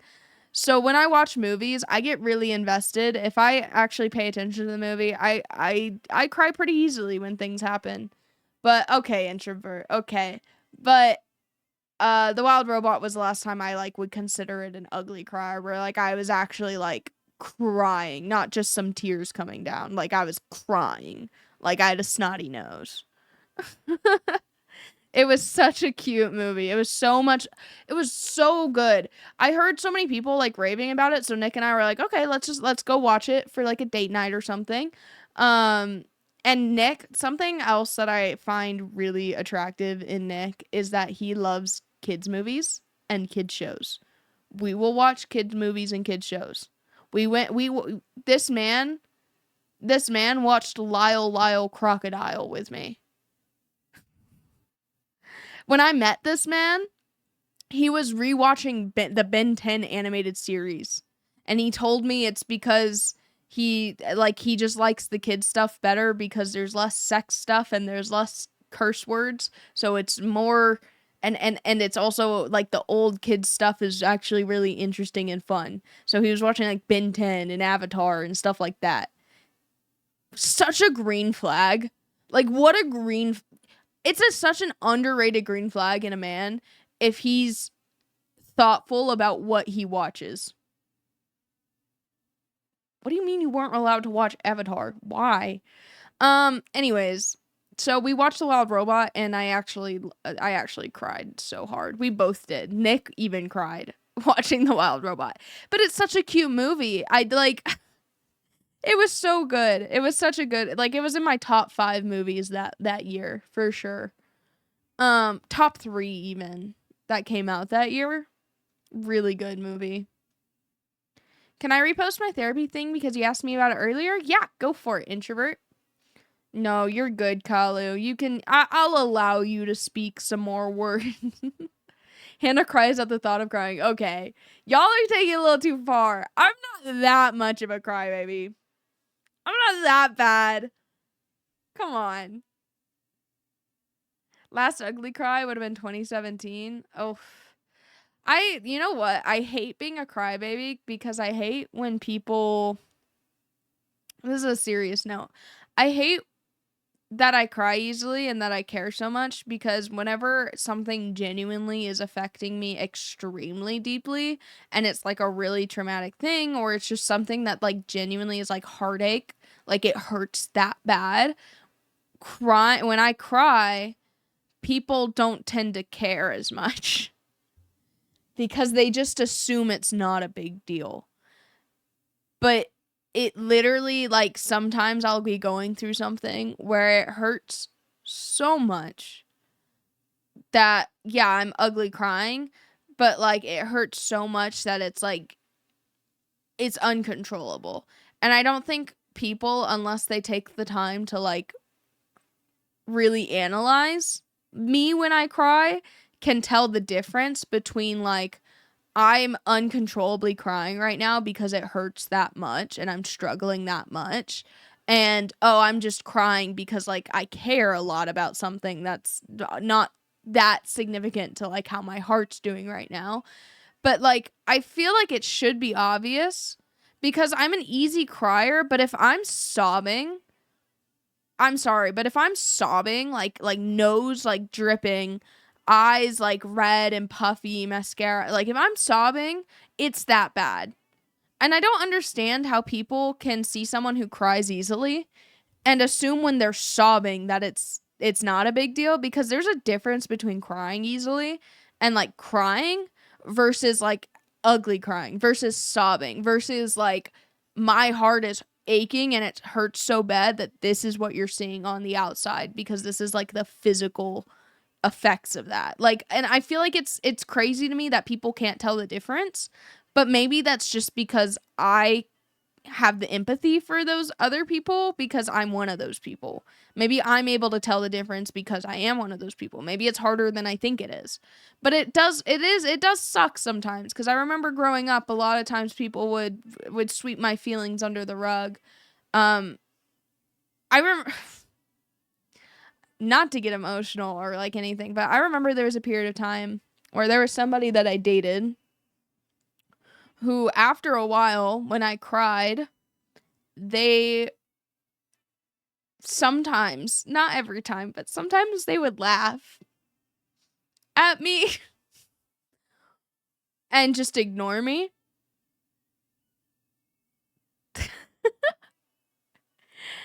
And it wasn't every time. Sometimes they decided to play saint and be there with me and pray for me and all those things. This is a past relationship. This isn't Nick. Nick is like a lovely man. He is so good to me. But like I've been very hurt by it before. Yes, the person laughed at me. It wasn't like every time, but it was more just like it was like they believed I was faking it. I guess. I don't know. I don't know if they genuinely if that was what it was or but it was almost like they thought the situation was funny. Like seriously, you're crying right now? But I was literally like sobbing cuz it like I think I was like having a panic attack or something. But yeah. Yeah. I've experienced that quite a bit in my life. So it's sometimes I get very insecure about showing my emotions. Um, but at the same time, I'm such an emotional person that like it doesn't matter if I get insecure about it. I can't help but show them. It's just how I'm built. Um, but yeah, it's difficult because sometimes I'll even go through seasons where, like, for me being a crybaby, it's funny because I'm literally a crybaby, but I'll still go through seasons where my feelings will kind of harden because, like, if something like that would happen or something, it made me feel like I didn't want to tell anyone my true feelings. So I might be crying, but I'm not able to communicate my feelings because I'm insecure about my feelings because I feel like scared of people's reactions to them. Because when I was in that relationship, it was a very manipulative relationship, and it was oftentimes my feelings were made out to be invalidated. I mean, as like most, which happens in general. Sometimes we accidentally invalidate people's feelings, but it was like purposeful. It was very manipulative.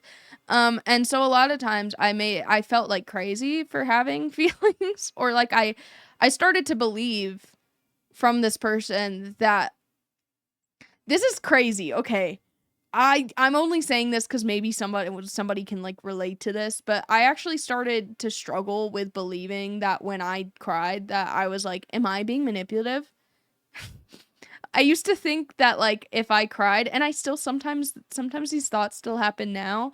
When you go through a manipulative relationship, there's a lot to uncover. It's like an onion. Those traumas have layers. And so even in my healthy relationship now, there are times where things will still pop up from my last relationship being so unhealthy, that like reality almost gets warped from the trauma that I went through. So, like an ogre. That's exactly the reference I was making with the onion one too. Just like Shrek, baby. Shrek is love, Shrek is life. But I would literally cry, like me crying or having any sort of extreme emotion, I would get scared that, like, I felt like I had to explain, like, if I couldn't hold the tears in and I started crying, I felt like almost every time I had to explain to the other people or to the other person, I'm sorry, I promise I'm not trying to just like make you feel bad. I'm not trying to make you feel bad. That's not why I'm crying. I'm not crying to, like, and I would start to get like mad at myself for being emotional or showing emotion because I was scared that I was being manipulative for struggling with emotion.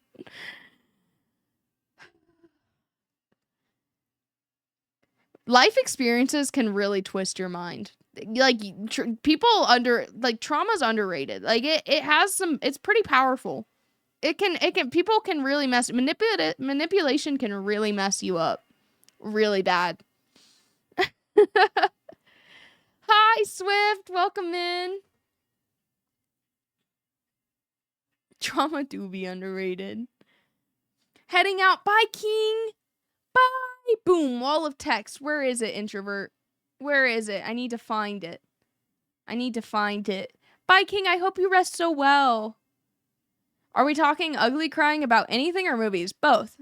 When was the last time you ugly cried and why? If you're comfortable sharing. Or actually, no, go out of your comfort zone. Tell us when the last time you ugly cried is and why. Tell us if you struggle with it. Tell us why you struggle with ugly crying.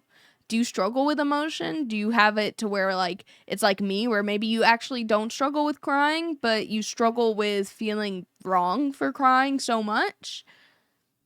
Have you seen Marley and Me? Oh, I saw that with my mom when I was like really little. I think I was like 8 years old or something, and oh, that messed with me so bad. Nick would never. You're very correct in that. I love him so much. How old was this person? They were about the same age as me. A lot of you guys, it's weird because, like, this person was publicly, like, online with me while I was still pursuing content creation. Like, before I even started doing it full time, this person was kind of like publicly online with me, but I never officially told anyone I was dating him except for like my family and my close friends. Because what happened was Man, I've never really told this story. I guess, like, part of why I never tell this story is just because there's still emotion in it, and I don't ever want to make it feel like I'm like throwing anyone under the rug or anything like that. Like, I'm not. I've mostly forgiven this person. I mean, there's layers to it, like an onion. But uh, I don't want it to cause issues, I guess. But this person I dated for a while, probably about, I think we hit like 8 or 9 months of dating, of like actually dating. And then they broke up with me because, well, I'm going to give you guys my me now point of view, and I've literally gone to therapy with a lot of this. Prayed through a lot of this, and I've forgiven this person, but I'm just letting you guys know, like, me now being able to look back on it and understand some things. That's the kind of view I'm going to give you guys. But basically, this person was pretty manipulative even from the get-go, but I was an easy target because I struggled with being heavily dependent on people. I wanted to be loved. I wanted to love. I'm a very extreme loving person where I love so much, but I almost really want that back in return too, because I didn't get a lot of love growing up. I started dating this person right before I came to Christ as well, so it made it really hard when I first came to Christ to even have a relationship with Jesus, because this person kind of twisted my relationship with Jesus when I first came to Christ. But this person broke up with me about like 8 or 9 months in, because I felt crazy, because in my mind, I couldn't tell if he was gaslighting me or if I was, like, he convinced me that he's not manipulative, but I actually am gaslighting myself in my own brain into thinking he's bad. And so I'm not a good person to be in a relationship with. So that's why he broke up with me. But he still was my best friend. Like, he still stayed my friend. And if anyone knows anything about manipulative relationships or anything about just like those kinds of relationships where it's like, I'm breaking up with you because for your sake, for your health, for your like your mental health sake, and for mine, like this just isn't good for us right now, you know? So like maybe we'll revisit this later, keeping it a possibility. And then after he already wore me down to like being extremely attached to him as well. And then uh also I can't say certain details because certain details would make it very obvious who this person is. But let's just say I was already like very often in the same house as this person.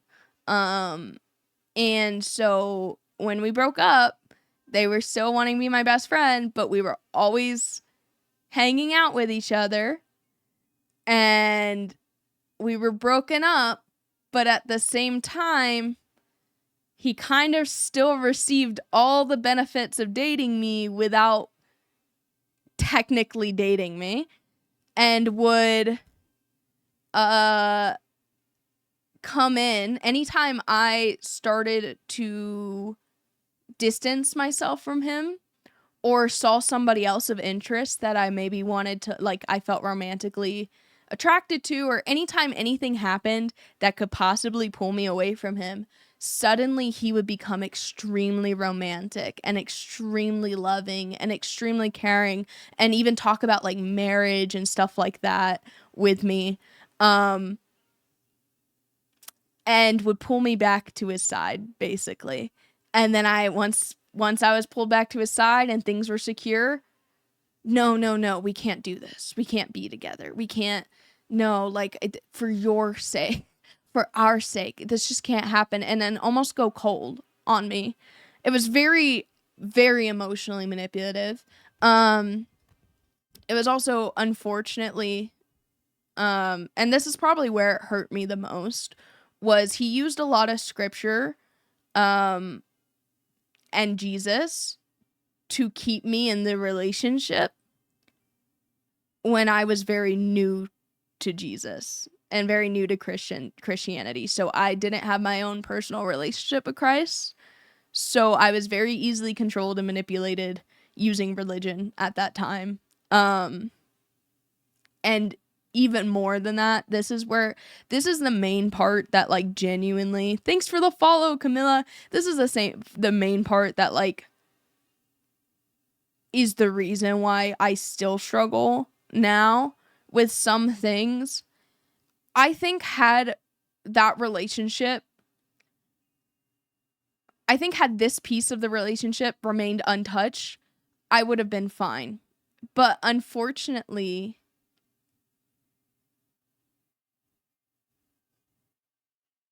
I want to make sure before I say it that it would be okay to say out loud, and that it's not me not wanting, like, I want to make sure it's like, if I say it out loud, it's not because I'm trying to like get anything out of it.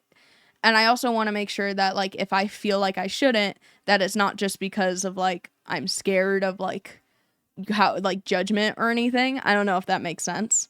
But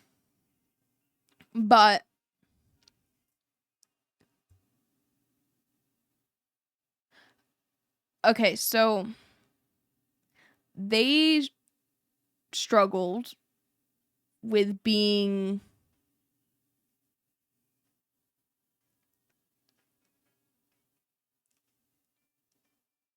this person was very sexual. But like I said, Jesus was like, he used Jesus a lot and religion a lot. So a lot of the manipulation led to me having come to Christ and wanting to be modest and wanting to not have sex before marriage and stuff like that and like change those ways. It led to a lot of manipulation. And sometimes it was me because I was new to Christ. So like sometimes I was like, well, I don't understand why I can't have that in a relationship in the beginning. But it turned a lot into like, it's my fault if anything ever happened between us. And then eventually that twisted to even more, he would basically get mad at me. He would like romantically like suddenly become like the sweetest, like love bomb, so that we could like, you know, have the intimate times. And then, mind you, technically still not dating me. All the benefits of dating me. We were basically dating, but we weren't. Only anyways. So he'd love bomb me to try to get me to do that. And when that stopped working, it would be him love bombing me. And then when me saying, no, I'm not going to do this. I'm not going to do this to you either, because I know that you don't want this.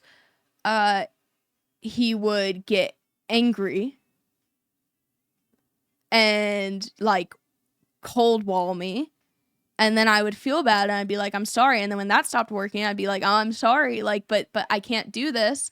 And then he would like basically like, he would do, it would be a cycle of doing different things and emotionally and mentally trying to manipulate me until eventually I would give in.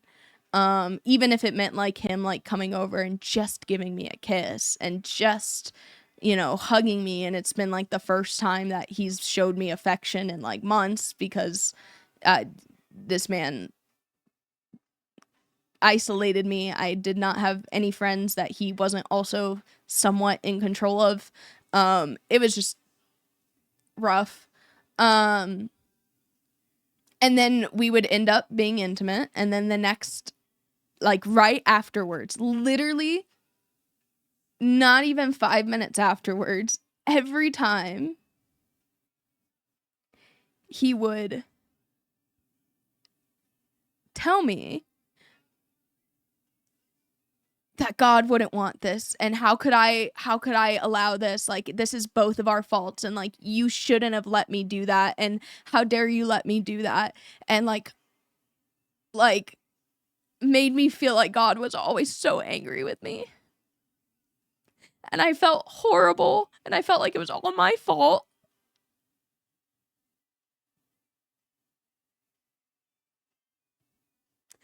And so the next time it would happen, I'd be like, no, I'm not doing this. And then it would happen again. And then I just felt like a really trash Christian, and I felt like such a bad person.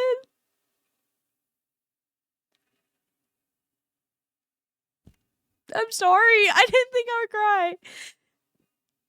So that was probably the main part of the relationship that really... Oh, and then afterwards, he would literally, like, leave me alone, like, on the bed, and just...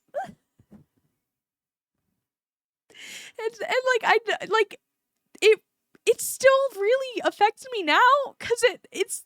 I don't think people understand how much intimate relationships affect you in general, but that is the most power someone could ever have over you.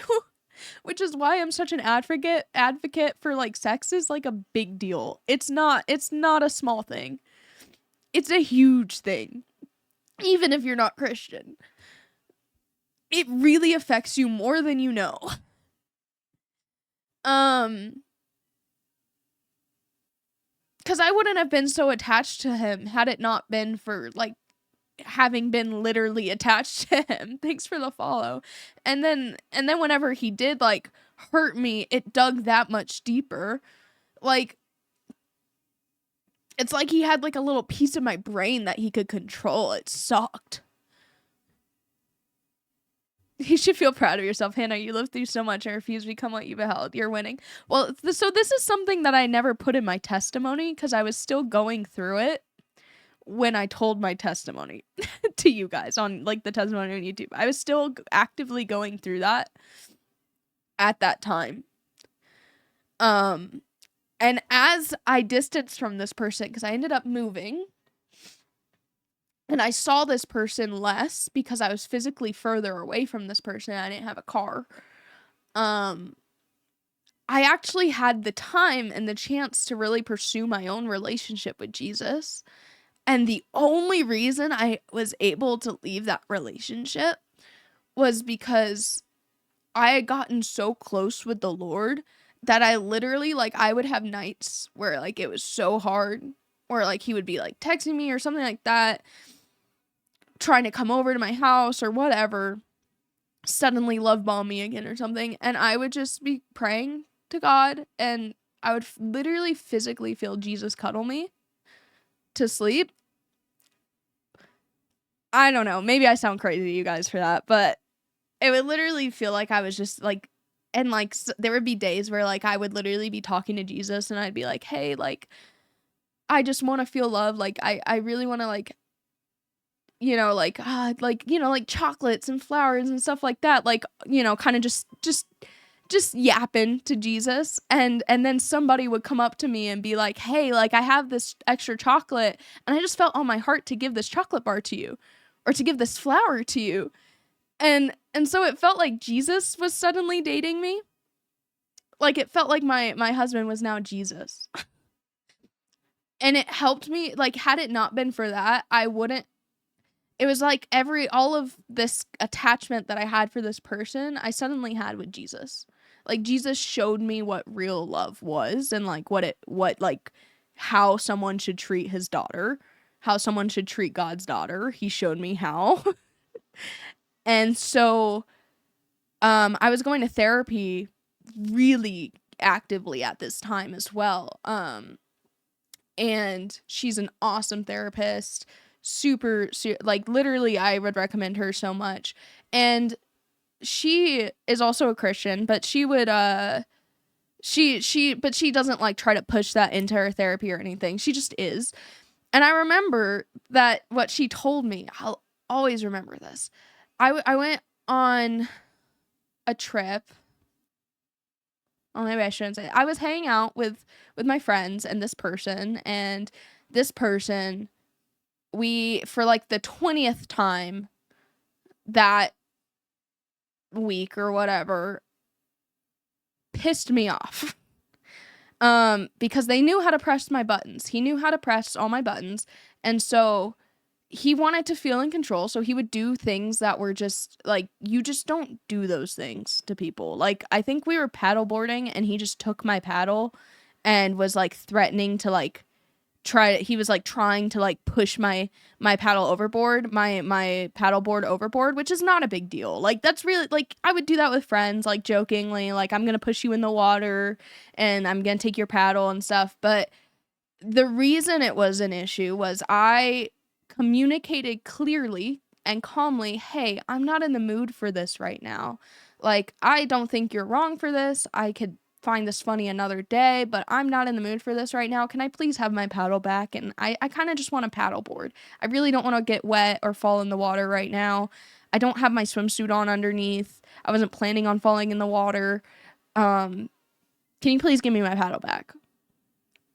And then I was completely disregarded and made fun of and told like, oh, you're wrong for getting angry about this. And like, he kept trying to push me in and stuff. And then my friends came, and then my friends heard the situation. They were like, dude, no, like, you don't do that. Like, just give her paddle back. Like, she communicated. Like, it's not that it's a big deal that you wanted to take her paddle and be playful. It's a big deal that you are not listening to her.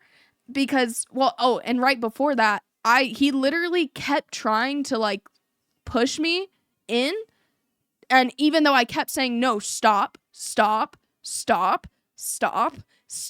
please stop, would not listen to me. And so I had stopped cursing at this point. I'd given up cursing. It is something that I felt like was on my heart from the Lord to do. I had not said the F word or any curse word really in like over a year at that point.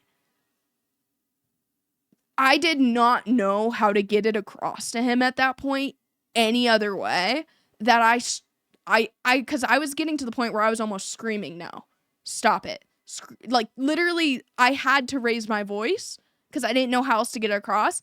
And then even that didn't work. So I started going like, get the frick away from me. Get the F away from me. This is not effing okay. Like, stop. Because I'm like, maybe he just doesn't understand how serious I mean it. Like, I genuinely mean it. I don't want to go in the water. This is like, do you not understand that I don't want to go in the freaking water? No, well, he had the paddle. I couldn't take it from him. He was on a separate paddleboard. Like, and he's stronger because he's a guy. And so my friends heard that, and then they came over. They heard the situation. They were like, dude, you're not okay. That's not chill. Took the paddle from him, gave it back to me. I just went ahead and went off on my own. He got really mad that our friend group got mad at him and went off and sulked, and went super far away or whatever. Didn't see him for a little bit. And then whenever he came back, he like shut himself in the room and was like mad about it. Anyways, pull out the pocket watch. You know what? This is the perfect time. Where are they? Oh, they're over here, actually.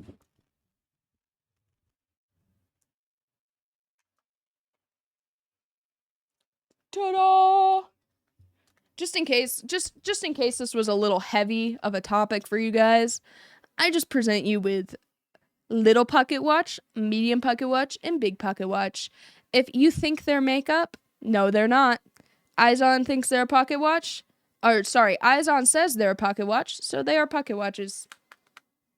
Anytime he tells me to pull them out, I must do so. Otherwise, a wild Izon will spawn and take my stream forever.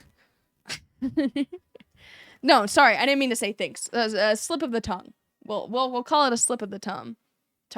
Sometimes you need to accept that God is the stillness of sky and all its stars burn. He gave you ownership of your body and faith. It's a wage we all learn to pay it in time, and that sometimes lasts. I'm such a hopeless poet.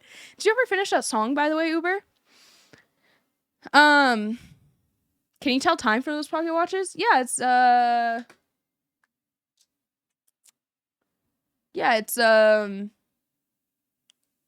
it's like 8:30. I'm doing good, Dozen. How are you? But yeah, I had that incident, and I had my therapy session for that day online on like Zoom shortly after that. So I went ahead and I got on my therapy online on my phone off in the other room. And my therapist, after hearing the situation, mind you, like I had talked about this person and any situation that had happened previously, for the most part, to my therapist previously. Um, I also want to say this, I didn't purposely try to make myself the good guy. Um, Anytime I talked about him, I defended the crap out of his honor, which is another thing that happens when you're in a manipulative relationship. I defended the crap out of his honor anytime I talked about him to anyone. Anything that actually bothered me, where I ended up starting to open up to anyone, including my therapist, I would always tell them, no, but he's not bad. Like, no, because he does all these things. And, you know, like I would just try my best to defend the crap out of him. Anyways, hi, Dr. Dingus. And so I told her for like, so she has a lot of information. She hasn't said anything like this before. She said like, maybe, okay, well, here's how we can work through that going forward. Let's focus on you for the most part because you're all we can, you know, change and stuff. But after she said that, like later on, she said she had been praying about it for a long time. Because when you're a therapist, there are certain things you do not say. And there are certain ways that you don't say things to your client. Like, it's just not how it works. Well, she had been praying about it, and after this point, she literally leaned in to the camera and she said, Hannah, he is cruel. And if this happens again, anything even close to this happens again, you need to run like hell. Run like hell away from this man. He is cruel, and that is not okay. And I had never had anyone say something so blunt to me like that before. Because my friends noticed. My friends were kind of noticing that it wasn't that good. Most of them, no one knew what happened behind closed doors, but they noticed that something unhealthy was happening. And they might bring up, like, hey, but the moment I defended his honor, they would just back off and not say anything. Which, I mean, they were young. I get it. I get why they didn't say anything. This was the first time I had anyone in my life, especially that like knew the situations and stuff, actually tell me so bluntly that it was not okay and you need to run. You need to run like hell away from him. And my therapist did not talk like that to me ever. So something in me, that in combination with like that deeper relationship with Jesus I had come to, where I felt like a lot more comfortable, where like I felt like I didn't need him in my life anymore and stuff, and I had distanced. And then my therapist saying that, something inside me, inside my heart, literally like in my brain and in my heart snapped and broke, and I was free. I don't even know how to explain it. It was so easy. I was free. I went and I actually like had a talk with him right after that, and I apologized for raising my voice at him and screaming cuss words at him, and that's it. And he was like, don't you have more to apologize for? And I was like, that's all I have to say. I didn't care if he apologized back. I didn't care. I got up and started to walk away. He was pissed at the fact that I walked away. Continued the rest of the time that he was with our friends to try to explain himself and why he was not in the wrong. I didn't care. That was it for me. I didn't mind being kind to him whenever I saw him, but that was it. It was like my heart just like, it was like the attachment that I had to him just like got cut in a moment. It was crazy. But yeah, and then I Nick actually came into my life pretty shortly after that, which is funny because at that time I remember literally praying to the Lord that you know what, like I'm ready to never even get married. Like my whole life, all I wanted to do was be a wife or a mom, or like it was just a huge, like I've always loved love. Like my biggest thing was like literally, I craved love so much, like, that before I came to Christ, like, when I was, like, in high school and I was, like, 16, I literally was, like, praying to the devil. I was like, "Dude, if Satan, if you're real, I will literally give you my soul. Give me a man who loves me and is obsessed with me. I just wanna be loved. That's it." That's how sad it was. That's how much I was hurting. So if that's how much I yearned for it, right? And I literally ended up praying at this time. I was in prayer with the Lord and I was like, you know what? Jesus, if I never get married, if I lose, I had started doing content full time. This was around the time, this was right before, like a little bit before I met Nick. So you guys know I was doing content creation full time. I had a good thing going for me at that point. I prayed and I was like, you know what? If I lose everything, if all my followers go away tomorrow, if I lose all my friends that I have right now, if I lose my house, if I never get married, if I lose my health, I'll find joy and peace knowing that I have you, God. Like, Jesus, you're all I need, seriously. Like, and I meant it in that prayer because I literally prayed, like, I don't know if you guys have ever had these prayers, but I literally prayed, like, when I walk through that door, these things will happen. Like, I prayed, like, these things are going to happen. I'm going to lose everything physically the moment I walk through that door because this is how much I mean it, that, like, like, the Lord's gonna do that. Of course he didn't. Of course he loves me. Like, he didn't take everything away, but I walked through that door, didn't lose everything, but, like, shortly after, Nick, someone who Nick is I'm gonna get emotional. Don't show him this. This is too sappy. Hi, Damie. But Nick, I had never known healthy love besides from Jesus, from a man, until I met Nick. And there are so many times where, because of the way I was mistreated in my life, I have been a little unreasonable towards Nick. Because, like, I'll have, like, a trauma response or something, and I'll be, like, really mean to him for no reason. Because I'll, like, be like, I'm scared that, like, you're gonna manipulate me like everyone else, and you're gonna leave like everyone else. I'll have things like that happen. And this man, through thick and thin, like, literally through, like, the worst possible, like, environmental things, when we had things like in family or like outside of us, like, try to come in and affect us or try to break us apart, he stood by my side through all of it. And he has been so patient. I think he's only ever raised his voice once in our entire relationship, and it's been like 2 years now. And we, like, see each other every day too. It's not like 2 years of, like, once a week we see each other. Like, it's like we spend most of our time together.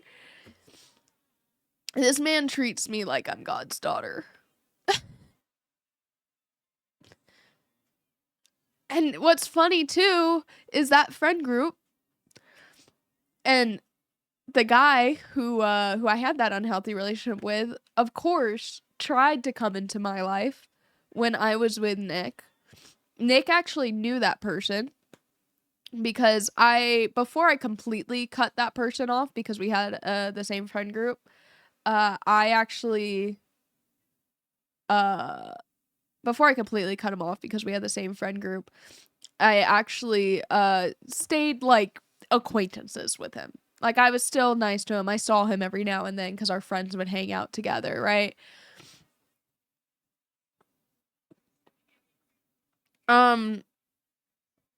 So Nick knew him, and he knew my friend group at the time. There, unfortunately, that friend group's not really my friend group anymore, but I kind of gave it up when I fully cut things off because it was like, I'm not gonna try to explain my side of things, whatever. But so Nick knew him, and so he had Nick's number, and literally when Nick and I first started dating, and things were going great, and this guy realized that it was serious and that I was serious about Nick and stuff before I had the chance to tell. Well, even then, like, it wasn't really anything to tell. Like, obviously it's things that I would tell eventually, but my past relationship, that guy, he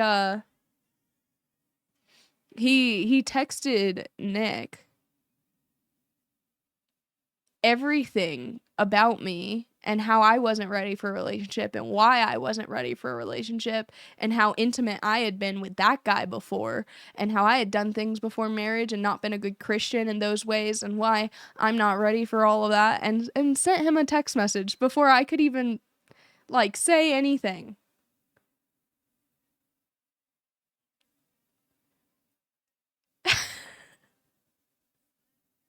Like, he literally trying to sabotage the relationship. And so Nick actually came to me. I forgot this even happened. Nick actually came to me and he was so patient. Like, bewilderingly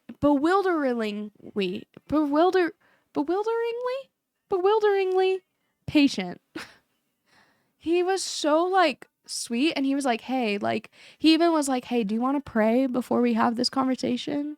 Do you want to take a moment like to yourself before we have this conversation?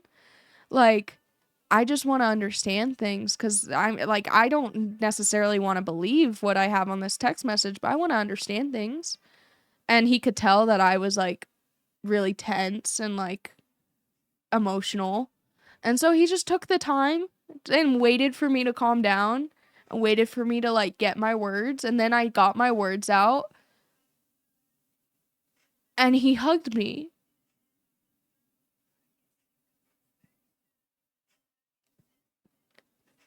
And he said, "Thank you. I love you. Thanks for explaining things.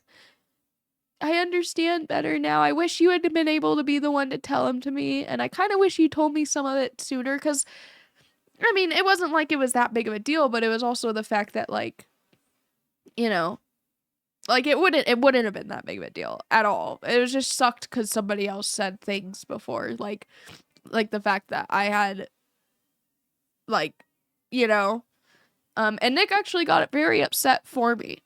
He was very angry for me for everything that I had been put through. And it felt really nice to have someone angry for me. Because a lot of my friends kind of just like played the card of like, well, he didn't do anything to me. I'm sorry that happened to you though. But Nick, he got angry for me and it meant a lot. And he was so sweet to me. You know, for like he didn't even kiss me until like 3 or 4 weeks into dating. Like after dating. Nick didn't even kiss me because he wanted to treat me so precious.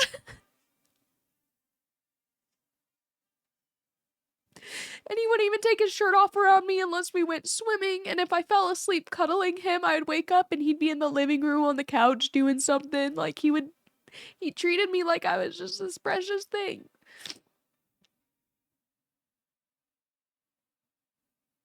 I freaking love him so much.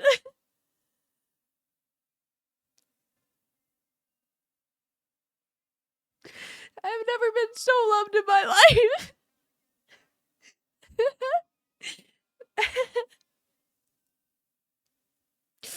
And he's not perfect. I mean, like, we still fight, or he still annoys the crap out of me sometimes. I mean, but I love him so much.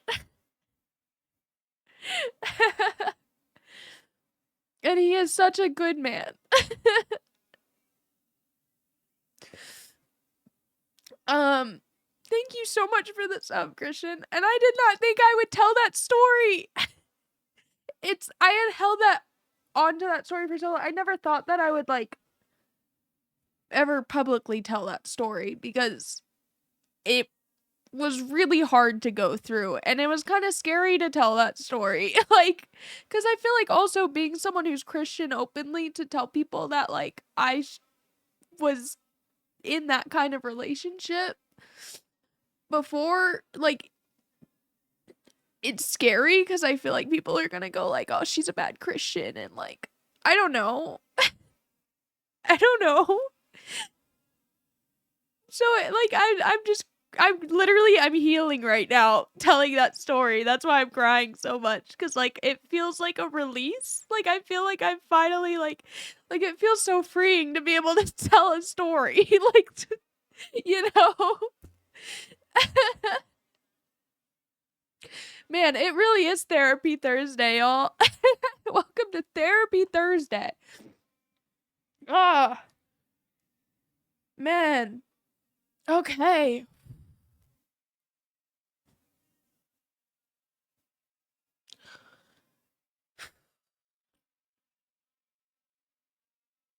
And the cool part is I can also look back and I can honestly say like, "Oh, I wouldn't be here today if it wasn't the unfortunately horrible things I went through," but I can find like joy and peace at the fact that like, wow, like it's pretty sick that this is where I am sitting now.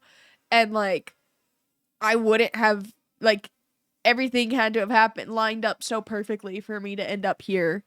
And now when I meet other women or other people that go through similar things, I can understand it so well and I feel like I have authority to talk on the subject too. Like so that's awesome.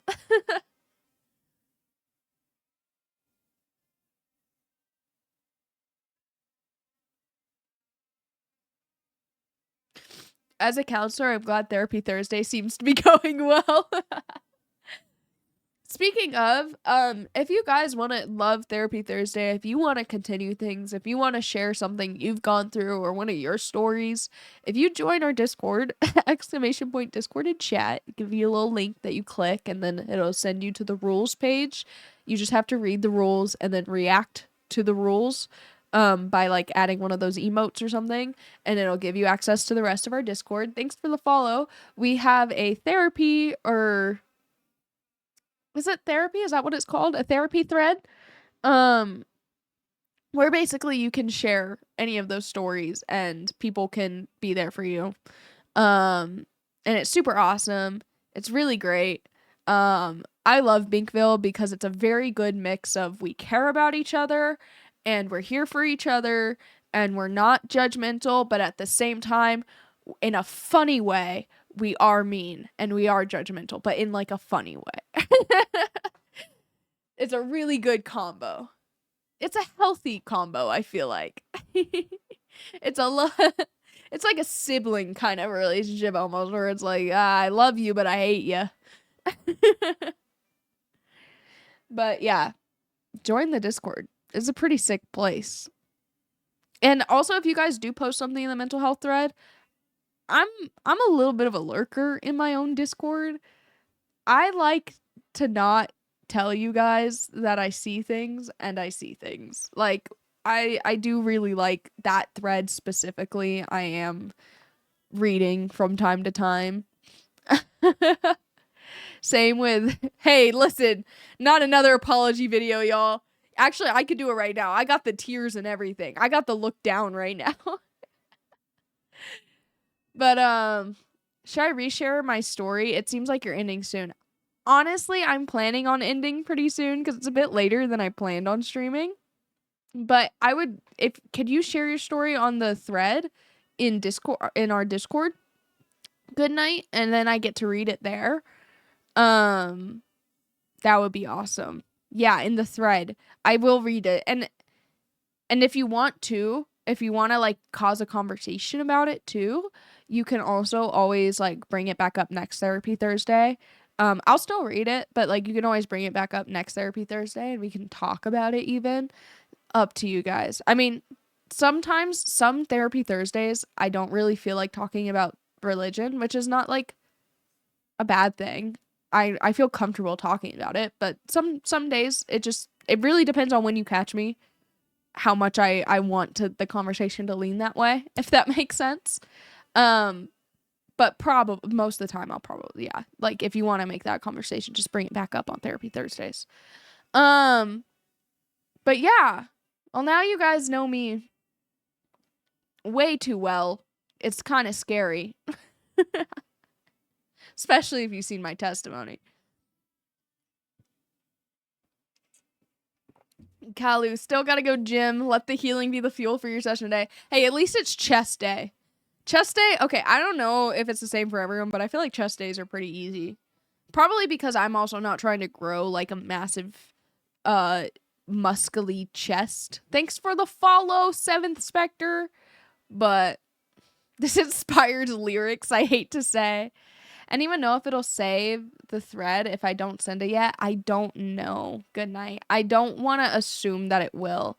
I would just copy and paste what you want to send and put it in your notes just in case. Cause I should go to bed, but if I'm sharing, I'd like to add more than Twitch allows in characters. Yeah, I would say copy and paste it in like a notes or like a Google Doc or something. Before, just in case. That's crazy. More watches, please. Say less, baby girl. Eyes on. If baby girl eyes on demands the pocket watches, we must show the pocket watches. Yeah, pocket watches. Let's go. Hannah's being all smart over here for the first time ever. Where was that when I needed it? Intelligence? I don't know her.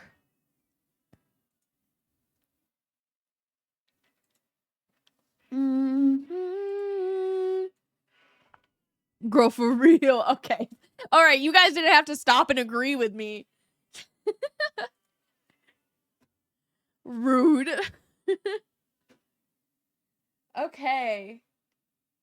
Okay.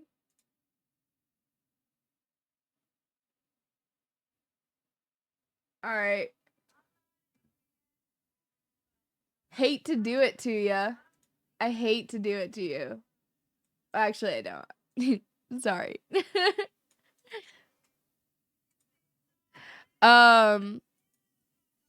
Slash raid. Control V. I gotta say bye. So now you can dump all your feelings on Avery. And not me. I love you guys so much. Yeah, time to Alt F4 everything. I'm just kidding. I love you guys. Thanks for hanging out. Thanks for listening to my little sub story. Yeah, if I ever try to say I'm not a crybaby again, well, now you have some evidence against me. I think you have more than this evidence against me. I love you guys so much. Like, seriously, so much. Like, please join the Discord. Please come back. Please be an active chatter. Please hang out more often. I miss you guys. I love you guys. It's so fun. I really enjoy these moments. I feel like we're actually low-key kind of close in a weird parasocial relationship kind of way. Like, it's actually really fun. But I love you guys, and it's time to go. So, I'll be reading the threads. So, if you guys want to post any of your stories in Discord, just letting you know.